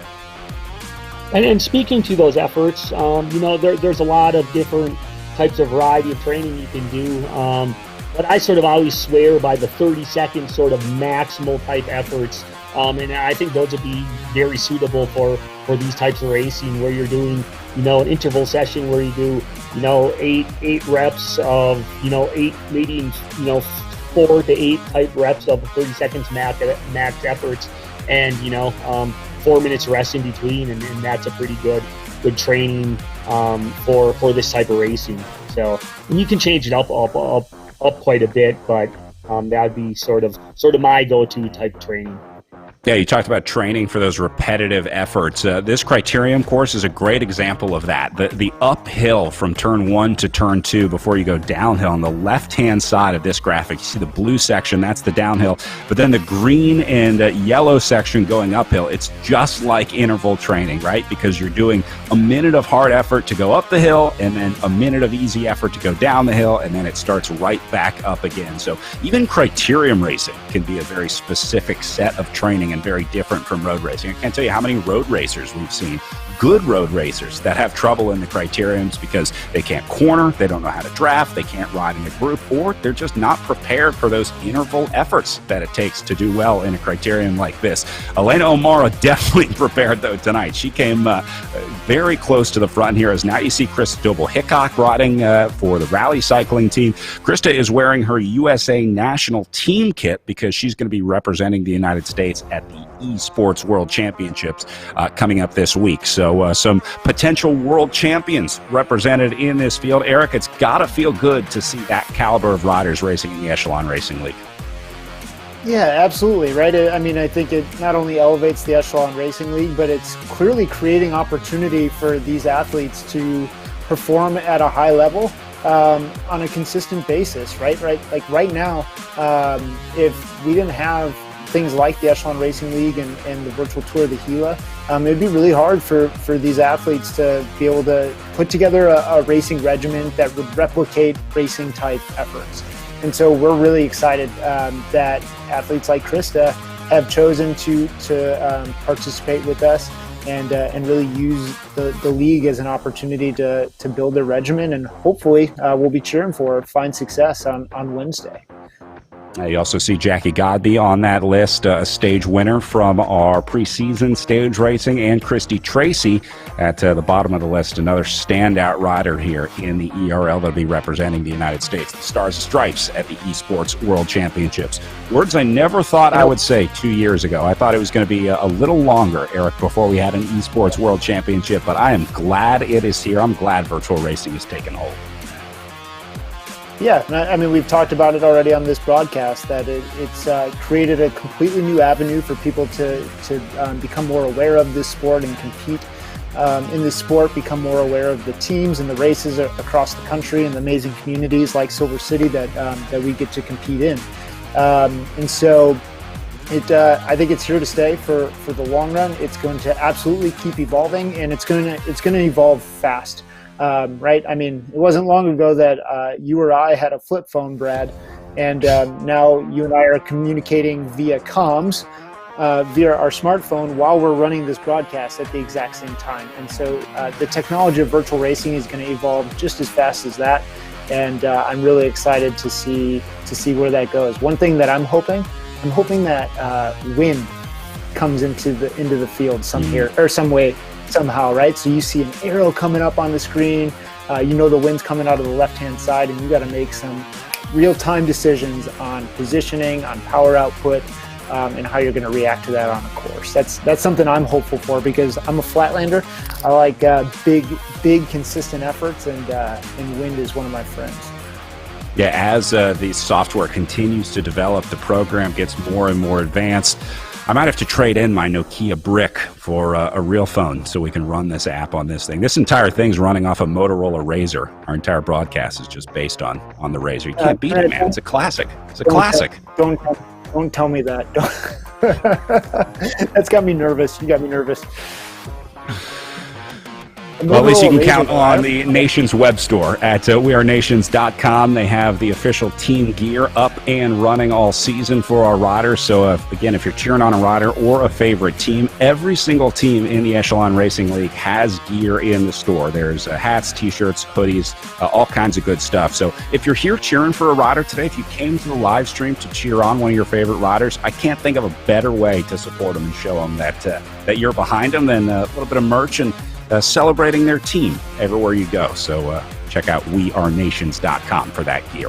All right, guys, saw some attacking early. Godby is back on the front. This is another rider that we know well because she won an early stage of the Echelon Racing League, but has also proven that she's going to be one to watch in the years to come. She made the World Championship selection, and so we're going to be watching her race this week. A good tune-up here at the Echelon Racing League. And look at Godby just sitting right on the front here. She's in the zone. She's got this figured out, and she looks comfortable in this position here. I'm watching her on her Zoom camera at home. Godby is definitely, at this point, an experienced indoor rider, Eric. It seems like she really knows what she's doing here on the trainer.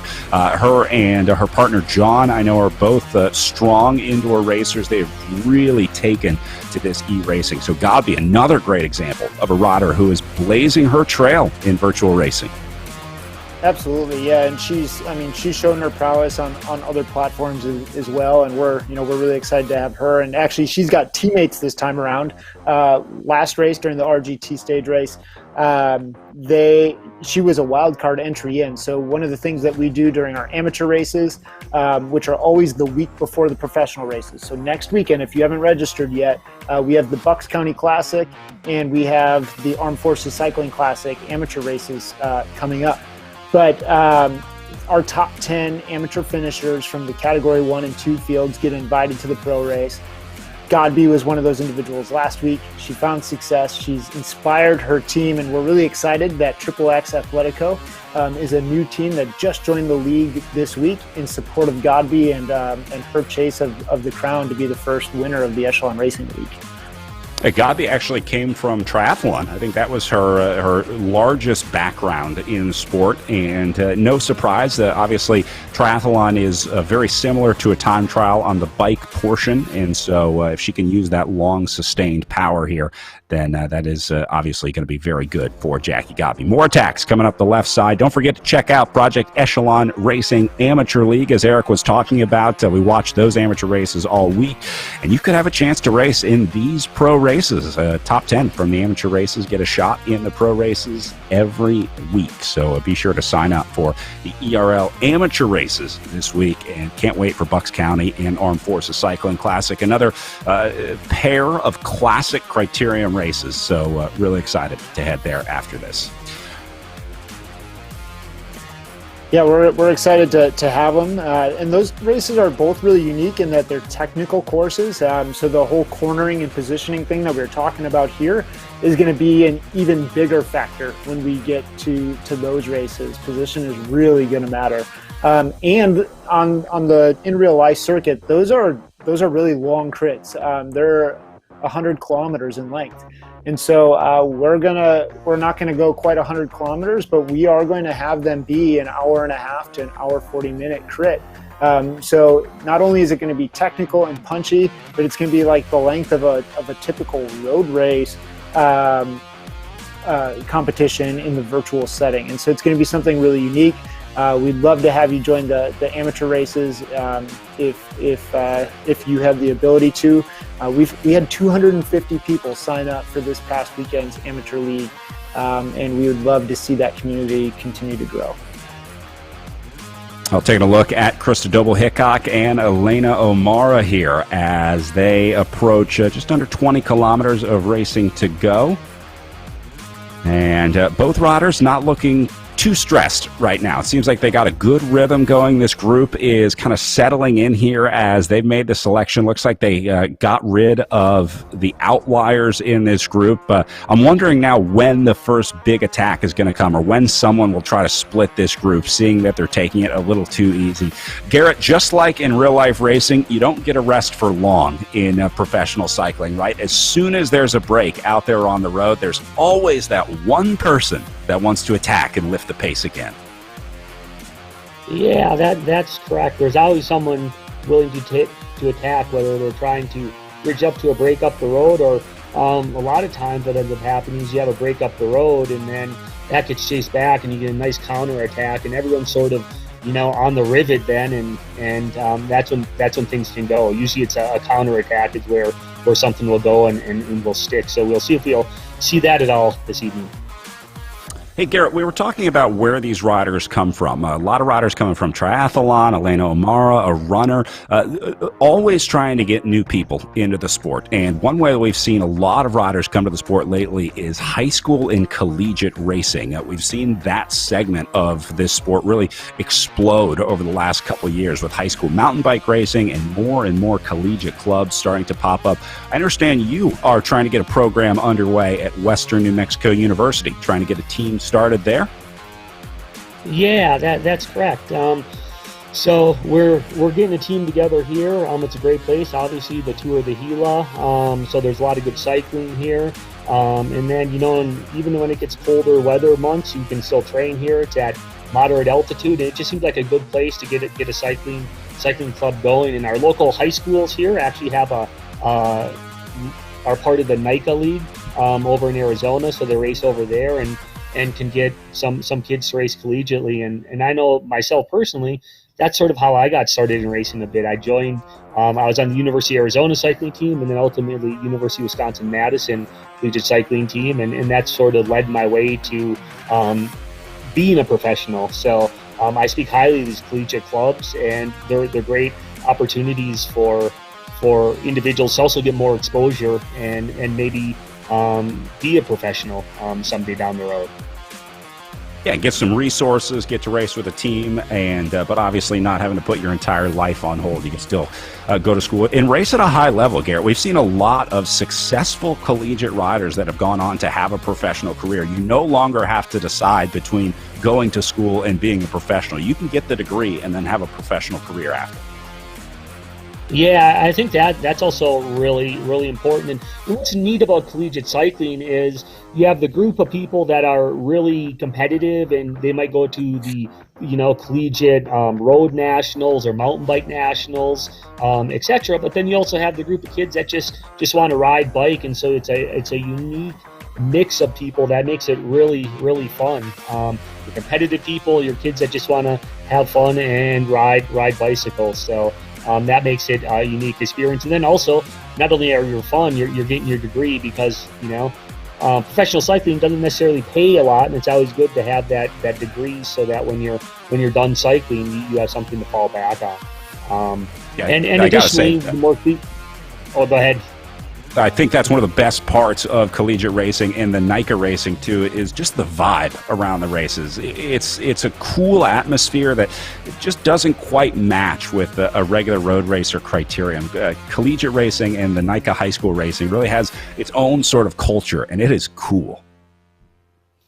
Yeah, and especially because I think it's driven more by the individuals that are racing. Once you start getting the professional level, it is your job. It's more serious. You still have fun and whatnot, but part of the whole enjoyment of racing is just the process of improving, getting better, and you see that a lot at these high school level, whether they're the NICA leagues or else in the collegiate level, where kids are learning a lot and you can see them progress. And it's a great environment, and it's a little less sterile, let's say. Looking forward to seeing the latest addition to the collegiate community, the Rawhides, right? Isn't that the mascot at WNMU? It's the Mustangs.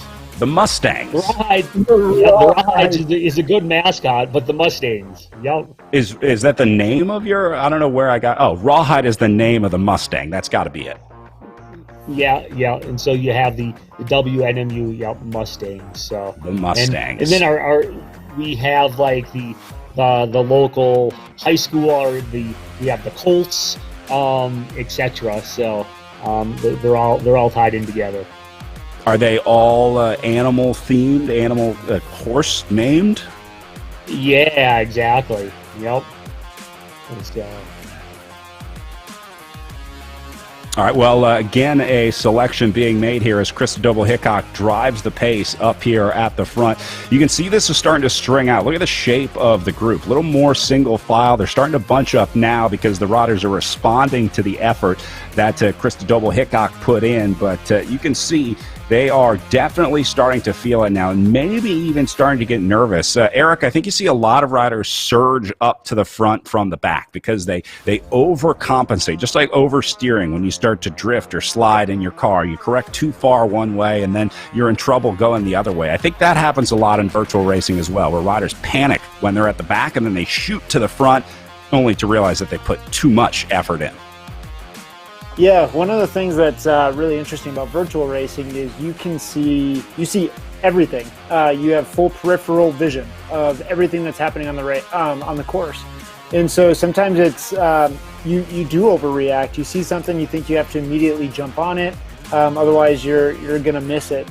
For me, one of the things that I found that was helpful for me to change that was switching from third-person view, where you're behind yourself, like you actually see yourself riding and you can see everybody else, switching it from third person to first person. Being in first person gave me a narrower view of the field. It helped me understand exactly where I was in the group, and it helped me to keep my attention on my position and the people immediately around me rather than the group as a whole. So there's a little tip for everybody.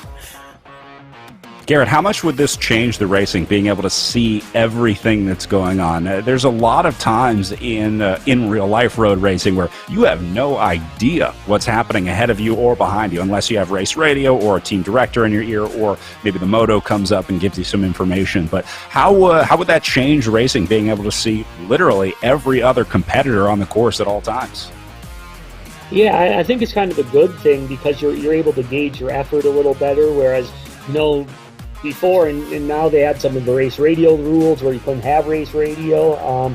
So it just allows you to know what's going on and when to help you gauge your effort so that you can either go with an attack, sit back, you can actually know someone's up the road, make sure you got to see if you got to cover that or not. So I think it's good to be able to see everything that's going on and be fully aware. Eric, speaking of race radios, I know a lot of these teams are running Discord channels or other methods of communicating with each other. We're going to be able to hear from some of them later in the weekend here. Tomorrow and Sunday we'll be tapped into some of the team communication. But just like real life, these teams and directors are talking to each other. Yeah, so Discord, if you haven't used it, is a free app where you can create a text chat or you can create a live chat.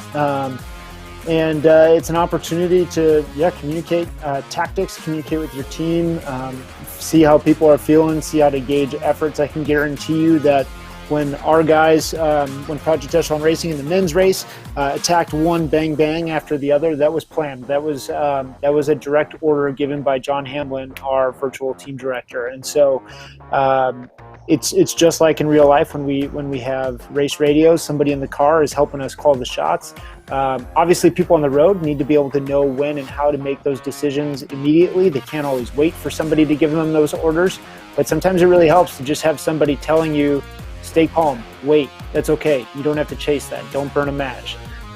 Or telling you right now is a crucial moment, do what you have to do to get there.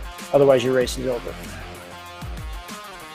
Yeah, I'm really looking forward to hearing what Zach Nair has to say for our athletes representing the United States at the World Championships. It'll be interesting to hear what that commentary is like and how it compares to real-life racing, how it compares to the directors in the car and the information that they're giving. Garrett, were you one of the riders that liked a lot of information in your ear, or were you the guy that accidentally ripped the radio out at the bottom of the climb?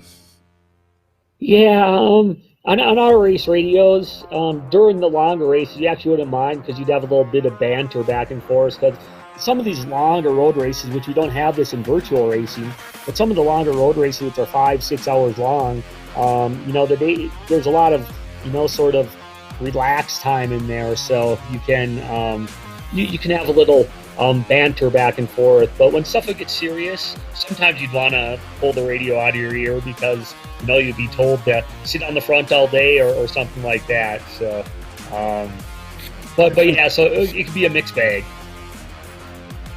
Oh, nice to see we have some local fans watching the race here. Kathleen Owens cheering on Stephanie Sidlick from Silver City. She's probably not far away from where you are right now, as riders, or fans, I should say, cheering on their favorite riders. You can find us on Facebook, YouTube, Twitter, wherever you are, wherever you're watching. Let us know who you're cheering for, and we'll try and get some of those messages out to the riders. I know the riders in the Zoom room can hear us, and I know a lot of riders are watching the live stream too, so send us some messages in, and maybe you'll get Stephanie Sidlick up to the front like that message just did, as Sidlick picks up an extra few watts, I think, with some encouragement from the social media. It's amazing what they can do on the internet these days. Someone just gave Stephanie Sidlick an extra 10 watts. Brad, that was we are SB League is partnering with esports marketing firm called We Are Nations and Nations Leap, and they do some really wonderful moonshot thinking and help us think outside of the box of of traditional cycling. And one of the things that they would love to see in the future is riders being able to actually get just that, get a boost from people by cheering on them, right? Like once they get to 100, likes or taps on their name on the screen, they'd be able to get an extra 10 watts for 30 seconds or something along those lines. And so it'd really create an interactive experience for viewers. Maybe that's one of the innovations we'll have in the next 5 years. Certainly going to be a lot of change coming to racing and virtual racing over the next few years. If the next couple of years are anything like the change we've seen this year in 2020, by 2022, who knows what this thing is going to look like. Well, Chris Doble-Hickok and Elena Omar are starting to show some fatigue on the trainers as they come to just over 17 kilometers of racing to go. The selection has been made, guys. This is down to a group of, I'll call it 15 riders, because I think there's still some riders hanging out at the back.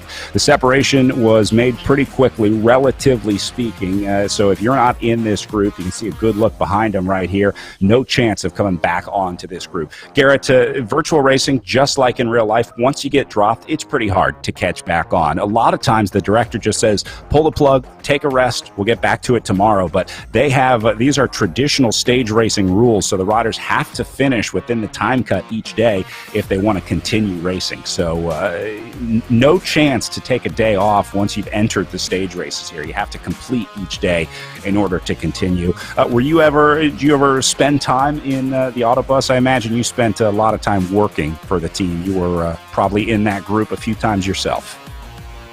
Yeah, there's always a few times, especially some of the really big mountain stages where you just, especially some of the bigger races, right? You'd latch onto a group that had, I don't know, Tom Boonen in or something like that, because you knew they most likely would not get time cut, and so you just sort of hang on to that group, and a lot of times it would just ride to the finish. But surprisingly, sometimes even that the gruppetto, as you call it, would be surprisingly kind of swift up some of the hills. So, but yeah, I spent quite a bit of time hanging out in that group, unfortunately.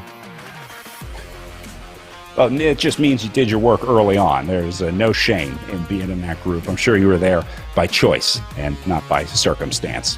All right, back up at the front, Stephanie Sidlick continuing to surge. I think there is some real scientific evidence, Eric, to the impact of getting a shout out on the stream. It's got to give you some additional watts. Yeah, I mean, one of the things that in real life racing, like we just won't be able to match it virtually. I don't think right now, right? Maybe in the future we can, but the rolling through a crowd and just hearing cowbells and people hitting the banners and kids screaming at the top of their lungs, people with blowhorns and what have you in communities, like there is literally nothing like that feeling. It is an extra 15 to 20 watts just in an adrenaline rush and just being inspired by these people that come to see you and cheer you on. And you just have to imagine that every single person on the side of the road is there to see you. You have to find a way to give that rally a little bit extra firepower in your own legs. And so, yeah, you hear your name on a broadcast, you see somebody giving you a shout out. That's definitely inspiring, and it's a reason to make yourself visible and keep pushing hard. It's like Russell, the latest rider, to get a shout out here, as that's going to put Chris Doble-Hickok out of the saddle. I noticed Krista spends a lot of time up and down on the bike. Each rider definitely has a different style. Someone like Christy Tracy rides on a time trial bike. We saw Yvonne Timwell also on her TT bike. They stay down in that TT position, but some riders are up and down. They're moving around a lot. I think Chris Doble-Hickok is one of those riders that likes to be mobile on the bike. Eric, is there an advantage or disadvantage? Is there a prevailing school of thought on how to ride the trainer for virtual racing?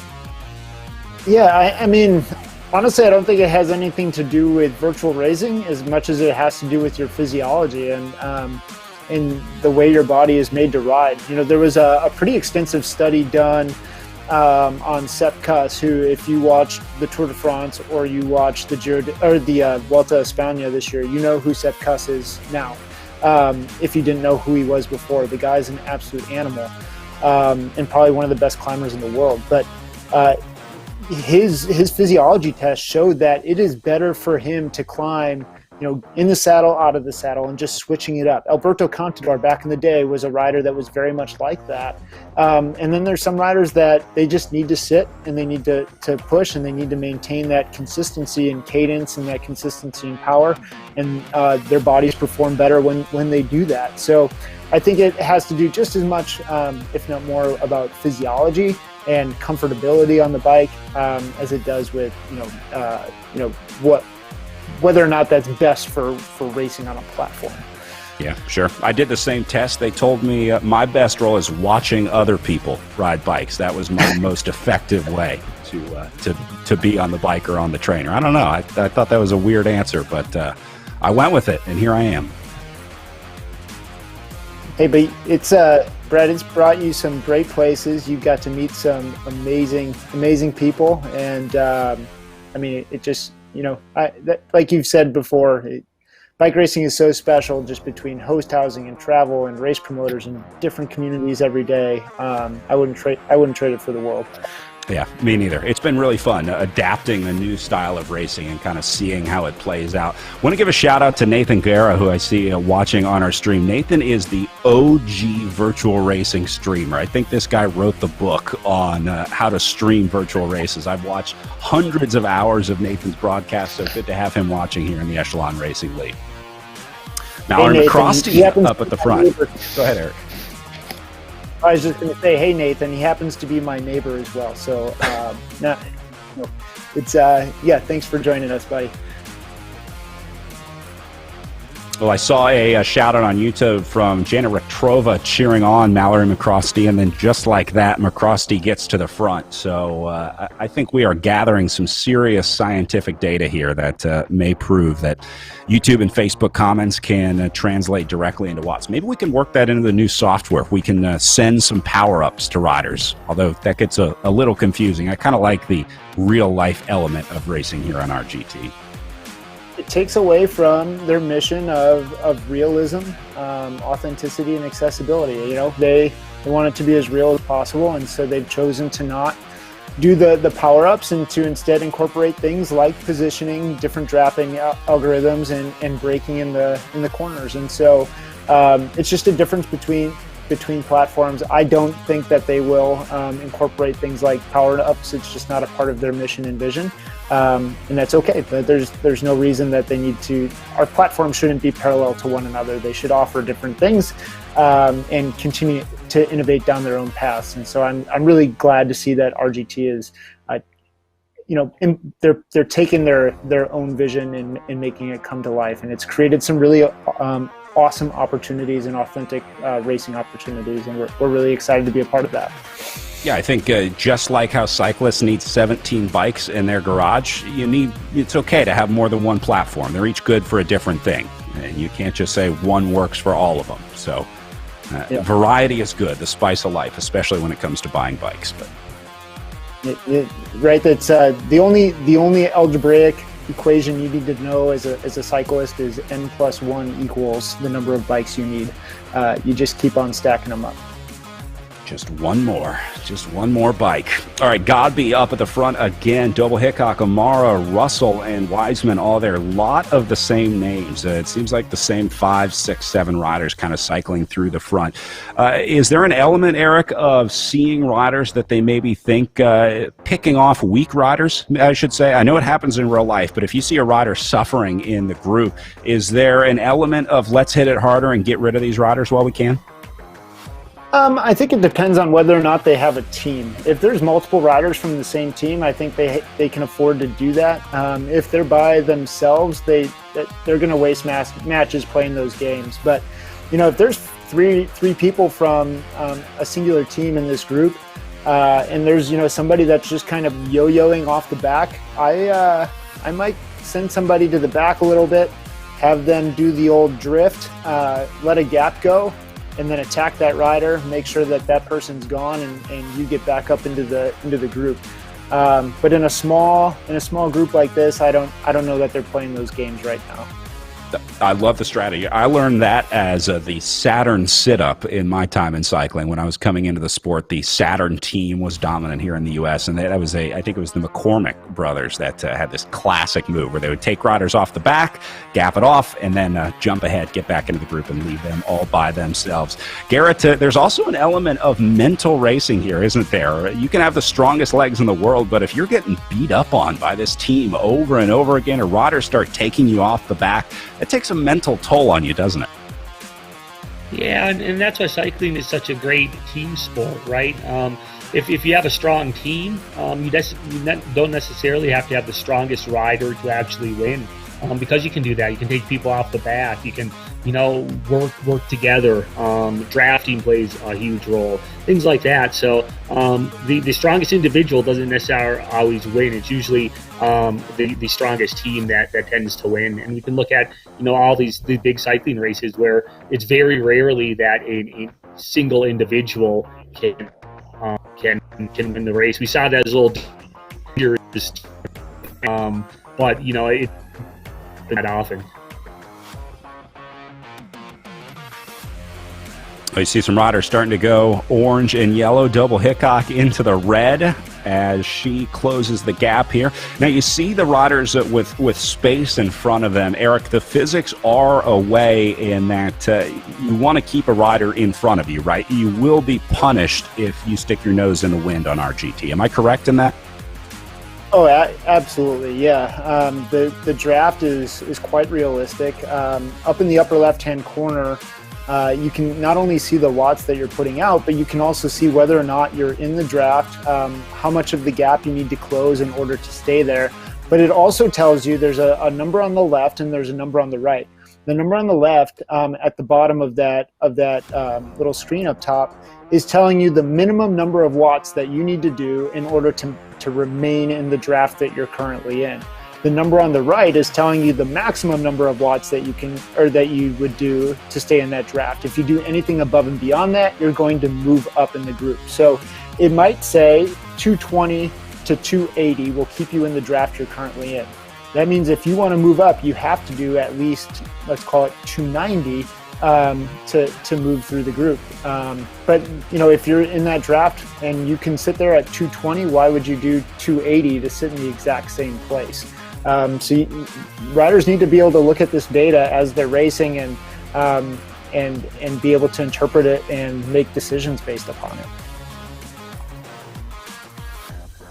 All right, down to 9.7K to go, just under 10K as they roll back through the backside of the crit course halfway through. Taking a look at the EVOC Bike Squad racing here. The team of Mallory McCrosty, who also brings Yvonne Timewell with her, with Britt Mason, Michelle Henry, Tina Grobler, who also had a really strong early season race, and Monique Keller on that squad. Then Canyon Esports, another one of the big dominant squads in virtual racing here with Claudia Baring. We also see Daniela Garcia and Johnson and Wilkinson on that squad. And then, of course, the Amy D Foundation. What a great team this is. Launching Elena O'Mara into cycling here and so many other riders. O'Mara joins Quano, Ward, Wiseman, and Holt on the Amy D Foundation squad here this week. And then Eric's team, the Project Echelon Racing team, with a standout roster with Anna Brayton, Megan Eastler, Heather Haviland, Sean Morelli, world champion, Anna Strelo, and Amy Young. Eric, it's got to be cool trying to bring these riders together. We see Team Infinite with Esther Beauville, Catherine Connell, Jennifer Rial, and Anna Russell. This is also the team of Christy Tracy, which she'll be racing on once she returns from the Esports World Championships. And then the Velocity Vixen team, another strong squad here in ERL with Angie Bonasassi, Morgan Chafin, and Anna Rogers. And then I love this team, the M&Ms, with Ursula Donsowitz, Louise Gelling, Holly Larson, Katie Fipkin, Carolyn Reuter, and Raya Hubble. And the M&Ms are one of our wildcard teams. And so they applied through our wildcard team process. They submitted an application and were granted the opportunity to not only race as an individual, but to bring an entire squad to the Echelon Racing League this weekend. And so we're pleased to have them. Yeah, it's nice to see new riders getting a shot and new teams coming in. Kind of like in the Premier League, how they're sort of constantly cycling through the teams, right? If you're at the bottom of the rung, you bump down to the lower level. It's kind of the opposite. If you're at the top of the amateur rankings, you get bumped up to the pro rankings. Yep, absolutely. It's another opportunity to give more people the ability to participate. That's the biggest goal here. Brad, you got any predictions here from the group that we have? I know I've got my silver bullet. that I'm ready to share out. But wondering what you're thinking at this time. Yeah, you know, the way things are going so far, I'm starting to think that this one ends very similar to the men's race. The group stays together, maybe a late race attack on lap one or on the final lap. But I think this one, I think the break gets caught. I'm going to say it's a sprint. Anyone's guess, but I'll take Elena O'Mara in the sprint. Oh, okay. See, and I just knowing or not knowing what I know, but what I think I've seen just from the data that she puts out, Elena's got the ability to do that big sustained effort. She's got a huge aerobic engine. I don't know what her top end is yet, so I'm excited to see that. I'm going to go with Mallory McCrosty from Evoc Bike. She races really well on other platforms. I know she was out pre-riding the course this morning doing some openers. She posted about it and was working on her sprint out of that bottom corner. So we'll see if that pays off for her. Saw Jackie Godby riding there in her camera at home, and that caused a little split in the group. She was putting some riders in trouble out the back, but they have now surged, and Godby finds herself off the back. It's amazing how quickly things change. There's McCrosty up at the front, Doble Hickok there as well, Bonasasi, all the heavy hitters in this group. As we said earlier, the selection is made. These are the 10, 15 to watch out for, and it's going to be really tough to pick a winner out there today. 7 kilometers to go as they make their way around.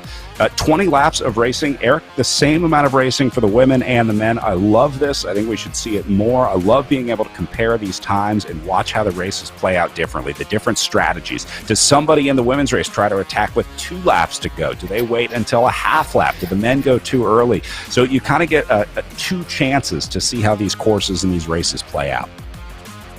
Yeah, absolutely. And you mentioned the fact that it's an equal distance. A conversation that's been taking place for far too long in sport in general, but especially in cycling, has been gender equality, across the sport, and equal payouts, equal racing opportunities, equal race lengths, all of those things. And so this just seemed like a really like a no-brainer, right? Like there's nothing, there's no road closure budget dynamics that would prevent us from having women race the same number of stages and the same distance of races. And so we might as well start that conversation here. And we're really happy to create that opportunity for our women. And new roads and new opportunities here with virtual racing. Here comes the Velocity Vixen rider up the right side. I love watching the riders shoot up to the front as they try to cover some ground. Now that yellow arch is, I believe, the back side of the course. Go ahead, Garrett. I just said that sometimes I wish it was that easy. Yeah, sometimes I wish it was that easy to shoot to the front in real life, huh? It looks so easy here, and in real life, man, you're probably doing double the power output and burning twice the amount of matches in real life to do the same thing.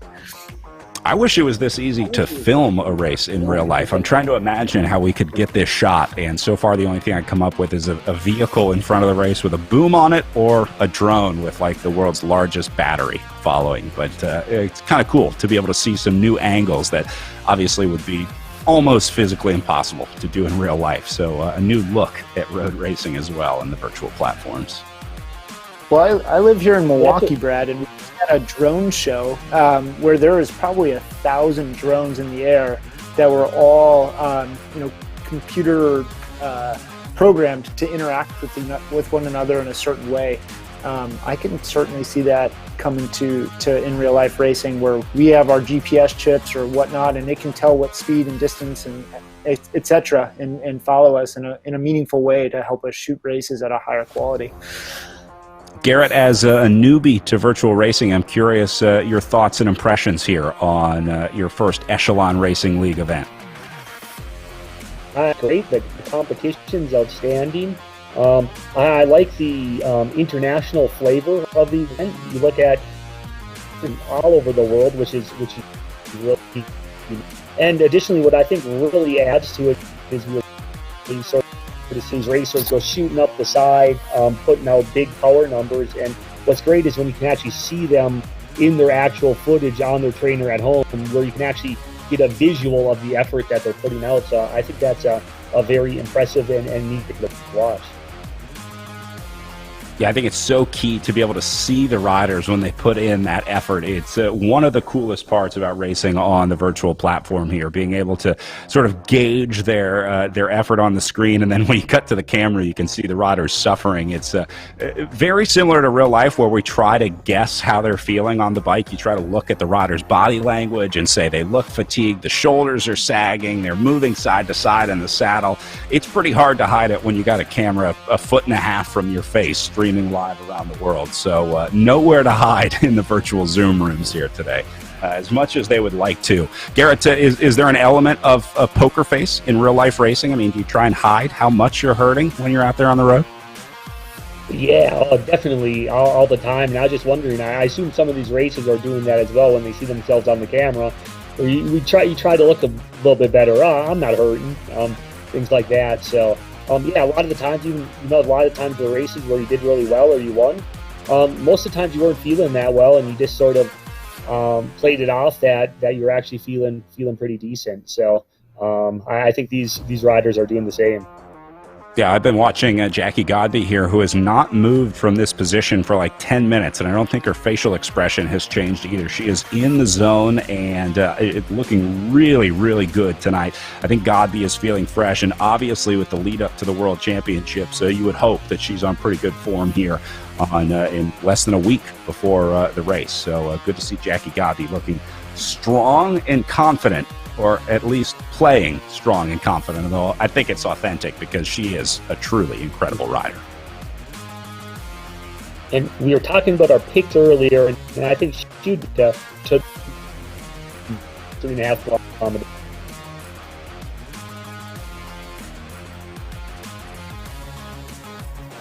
All right, so as we go under 3.5K, the swarming continues as riders battle to get up to the front. Krista Doble-Hickok a little farther back, but she'll move up here. Again, this is the confidence and patience of a well-versed virtual rider and real-life rider as well, to make sure that you don't panic in those situations. You see that when Doble-Hickok made it to the front, she didn't do it with a red or orange effort. It was a very easy yellow and green effort because she's figured out how to move up through that group, and that's, again, part of the art of virtual racing, is knowing when and how to use that power. So I think Krista Doble-Hickok is one that, even though she's fairly new to virtual racing, I think only started in like March or April of this year, has definitely taken to it quite well. All right, 3 kilometers to go now as the group makes their way towards the final lap of racing here. Eric, at some point, somebody has to try and attack here. You've got to think that someone will go all in with the attack, but the question is who, because it's a huge gamble to try to go. This is where the team comes into play. This is where teamwork can happen in virtual racing. If you're a team director in this situation, you got 2 riders in this group, how do you play it, Eric? Yeah, it really comes down to what your team goals are too, right? Is it to gamble and go for the stage, or is it be thinking about the overall? If they're thinking about the overall, the only thing they're thinking is finish same time today, go for the win if you can, but definitely don't get gapped and don't lose time. If it's to go for stage wins, then they're going to play it completely differently. They might go for a 1-2 punch. They might go for sending a rider at the exact same time that the other rider is going to go, and they can use that as a launching pad for their own attack. But certainly people that have teammates in here are definitely in a better position than those that do not. So I'm guessing that riders that think they're going to go for the overall, like Elena O'Mara, I'm thinking she's probably going to sit in, go for trying to not lose any time on the main group, whereas others that are looking for opportunities are going to give it a rip. And look at this split caused by Real, who launched off the front and split the group in 2. This is her putting in the effort at home as she launched the initial attack here inside of 2 kilometers, but was swarmed by the group. So the attacks are coming. Now they're starting to move away from the rest of the riders, and then you see her dial it back a little bit as Godby makes her way back in. They're all back together here. Again, you can see the distances to the right of their names, how far back they are. Look at Krista Doble-Hickok at 80 meters back. Double Hickok is in trouble now as she's getting dropped out of this group. So not sure if she was caught off guard by that effort or just wasn't able to get into the draft, maybe fell victim to the hyper-realistic effects of racing here on the RGT platform. But Double Hickok is in trouble, and she is now off the back. A tough ride for Krista Double Hickok today. Yeah, Brad, and I mean, if you're in a top-notch crit and you're in the last 3-4 laps and you get gapped a little bit out the back, chances are you're probably not coming back. Your race is over. And so, we saw the exact same thing here. You cannot, especially in a criterium, you cannot have a lapse in concentration or you will pay for it. And so I guarantee you she's back there gritting her teeth and grinding as hard as she can to come back to this group. But it looks like it's probably not gonna happen for her, and we're looking at a 7-up sprint for the win. Yeah, so today. here goes O'Mara off the front. Now, O'Mara is wearing the series leaders jersey. She's not wearing her Amy D Foundation team jersey because the leaders of the series get a special jersey. So that's the sort of pinkish red jersey that she's wearing there with the black helmet as O'Mara was up at the front starting to drift back. So, guys, we can go ahead and say this is 7 riders in this group with Russell, Wiseman, Godby, O'Mara, Real, McCrosty, and Bonasasi. Your 7 riders remaining in this front group, and now it is a mad dash to the line at 750 meters to go. This is going to be an exciting one. Look at Real going into the I'm red, really excited to see the front here. Yeah, definitely a selection has taken place, and looking forward to the last 500 meters here. Look at this surge up the middle. Amy D Foundation putting 2 riders up on the front. Remember, that is the team of Elena O'Mara who comes through right there in the red and pink jersey with black shorts. As, boy, they are putting in big efforts here at 300. Godby takes a pole on the front, but here comes Real. This might be a perfectly timed surge, but here comes Amy D Foundation. Just when you think the timing is perfect, the road seems to get longer and the hills seem to get steeper. Here comes Godby again surging in the red as we take a look on the line.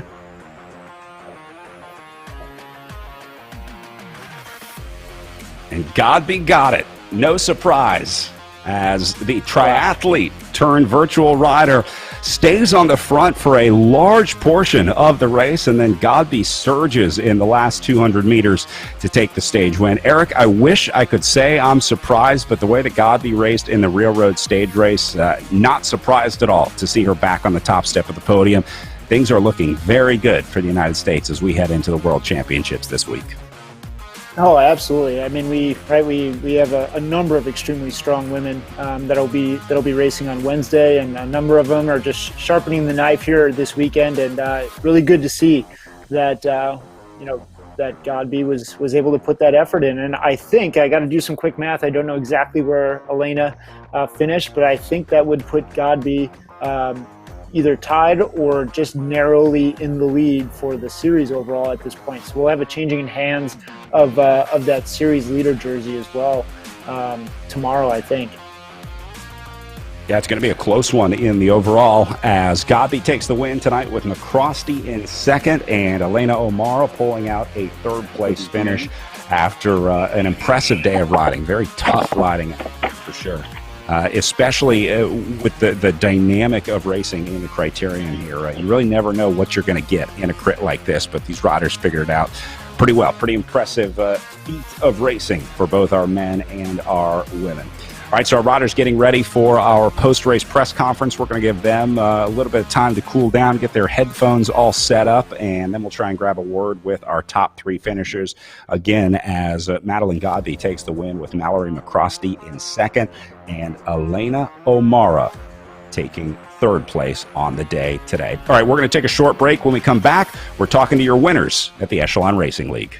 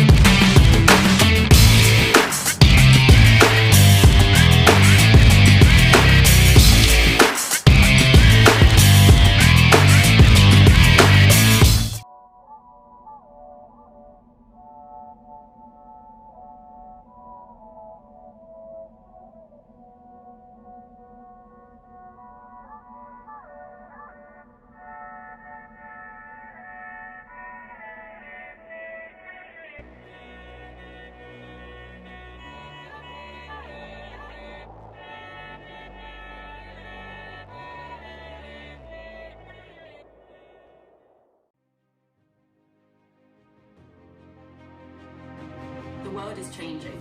I'm looking to do things better. To improve. Just because it's always been that way doesn't mean it's right. I embrace change. I seek adventure and discovery. I explore the unexplored. To know the unknown. Even in the toughest moments, we ride together. Even in the moments when we're at our limits. We support each other. It's time to move up a level.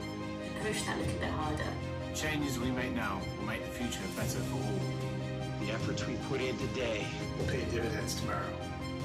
We all have the power to up the game. To build something better. It's not time to play. It's time to get real. It's time to be a game changer.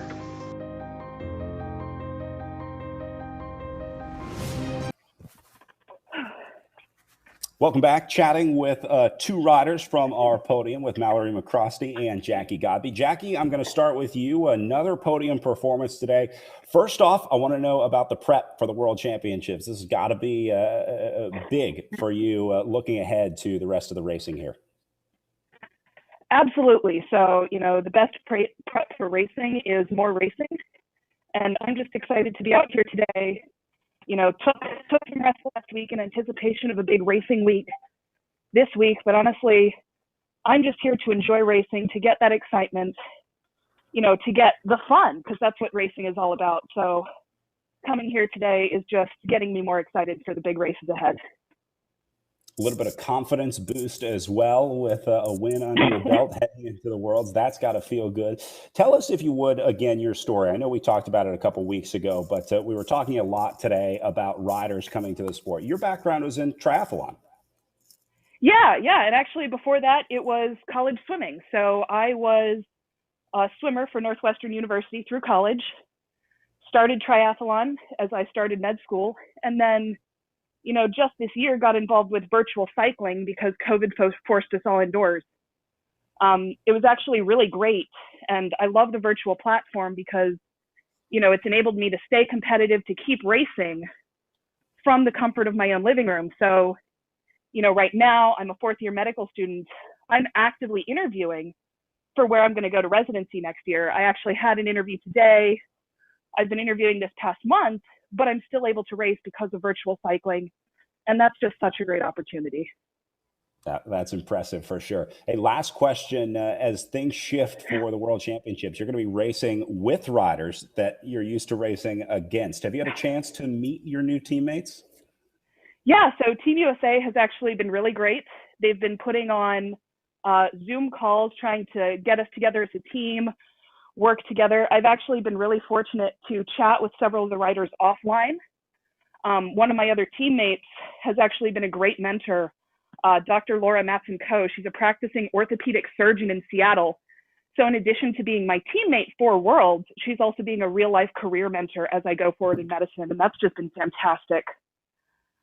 Well, we'll be cheering you on as you take on the World Championships representing the United States at the first Esports World Championships. Jackie Godby, congratulations on a great finish out there today. And we'll be watching for you at the World Championships and obviously the last 2 days of racing here as well. Are you ready for the climbing of the Mogollon and Gila Monster Days?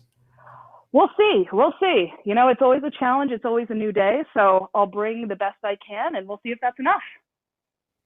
All right, congratulations. Let's go to Mallory McCrosty up next. I'm not sure if she was checking her Twitter mentions or checking heart rate or what's on the watch for Mallory. Maybe some communication with the team. Are you monitoring your heart rate on there? What's on there, Mallory? I'm actually getting really nice messages from all my teammates on Slack, and they're appearing on my watch.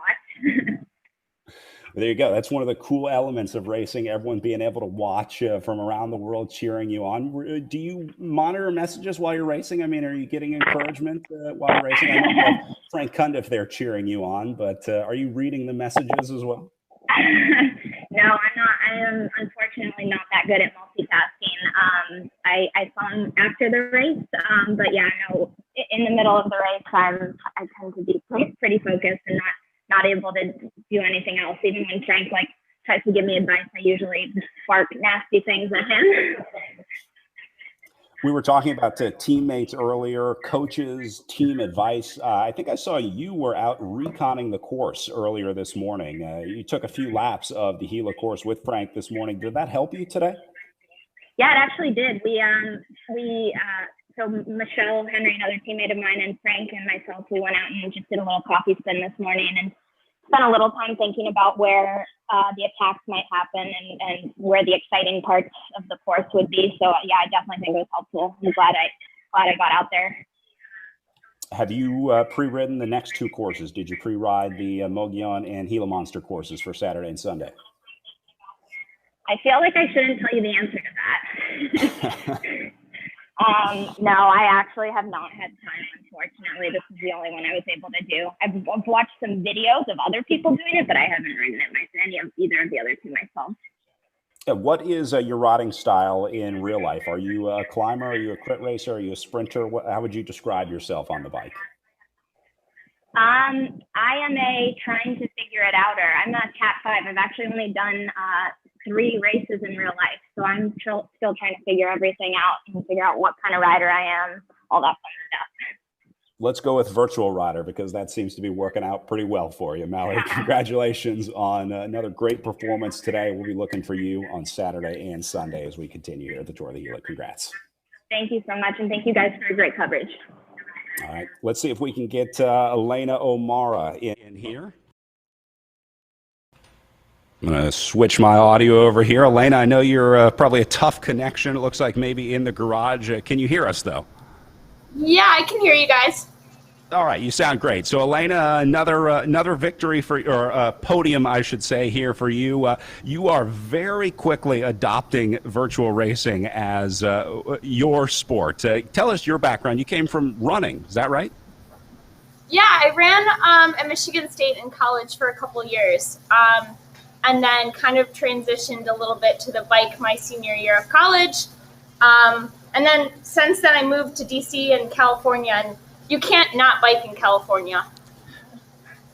You talked about the addition of a coach as you got into cycling and then linking up with the Amy D Foundation team. I imagine that has been a huge part of your development. Are you getting feedback before and after these races, improving with your coach and directors and teammates? Yeah, my coach has been really helpful and responsive.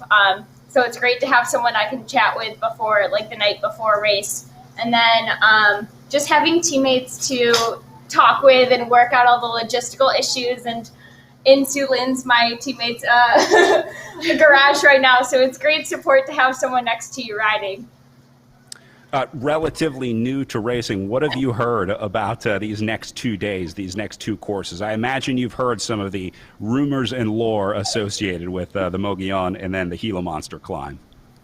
Yeah, fortunately, my coach has actually climbed Gila Monsters, so he's made me jealous of being able to do it actually in real life. But I mean, just looking at the road profile, it's definitely going to be difficult and challenging, and I think that just kind of like looking forward to that and staying focused during the longer one on the last day is going to be critical. Hey, talking about trying to stay focused, any advice from your coach on recovering in between days with let's see, a 1:30-ish start time for you guys tomorrow? Not a lot of time to recover. Is there anything specific you do tonight? Keep my feet up and eat a good dinner. Other than that, probably studying a little bit too. So just being low-key. Get some food, get some rest. Elena, what are you studying in school?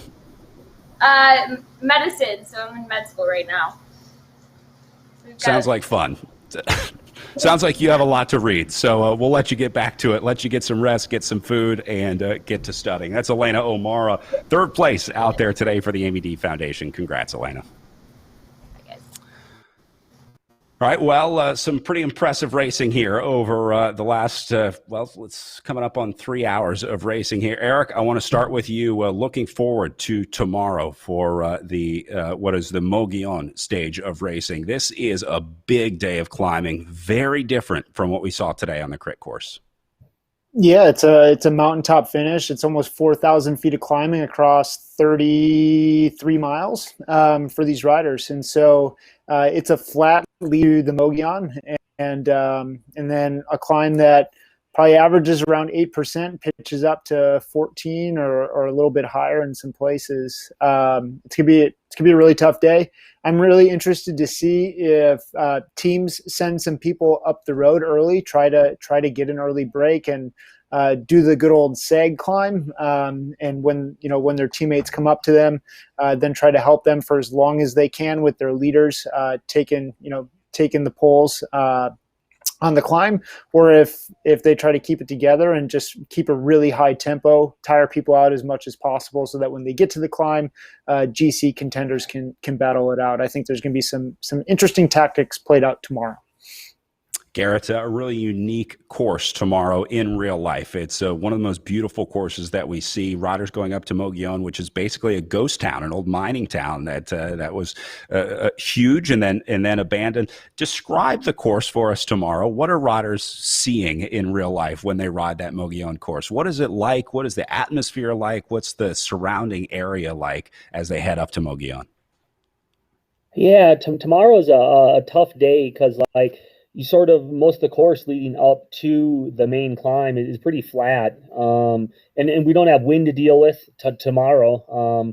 But typically there's a pretty strong west wind coming, and you sort of make your way. You go through Glenwood, a little town, before you hit the base of the climb. Then you take basically a right hand turn and you start the climb. And the climb's sort of broken up into two parts. You have your initial climb, where you go up. There's a little flat section in the middle, and then you have your final kick up to the finish. So it's a true mountaintop finish, and we'll see if some of the competitors who place on the podium today can hang with the climb tomorrow. It's a completely different type of race, right? We're going uphill. It's no longer Criterium, so it'll be interesting to see the competition tomorrow. Well, racing continues tomorrow with a 12 o'clock start time for the pro men, and the women will follow immediately after as we head to day 2 of the virtual tour of the Gila here in the Echelon Racing League. We're going to take one more quick break as we roll out here, guys. Another incredible day of racing. I want to come back and talk about the schedule, so let's take a quick break, and when we come back, we'll talk about what's up next.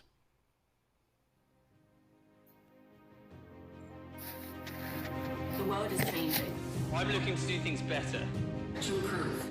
Just because it's always been that way doesn't mean it's right. I embrace change. I seek adventure and discovery. I explore the unexplored. To know the unknown. Even in the toughest moments, we ride together. Even in the moments when we're at our limits. We support each other. It's time to move up a level. Push that little bit harder. The changes we make now will make the future better for all. The efforts we put in today Will pay dividends tomorrow.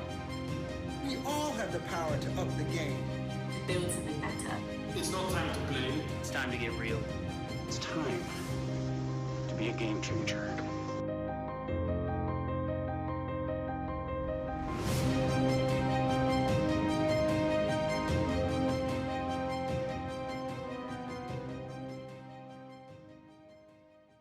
As an athlete, getting marginally better is one thing. Getting exponentially better puts you in a whole new ballgame. Biomoto uses a proprietary digital process to capture movement at 200 frames per second and 70 sensors per foot to measure ground-based forces, resulting in advanced motion analysis that's up to 10 times more accurate than orthotics. It's the data generated by this process that allows Biomoto to construct custom insoles that make athletes faster, stronger, and more stable, and result in an unprecedented 95% success rate.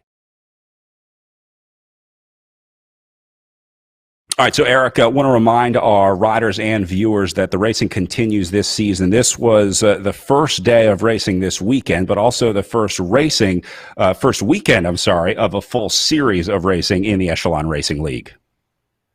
Yeah, yep. So we come back tomorrow at 12 p.m.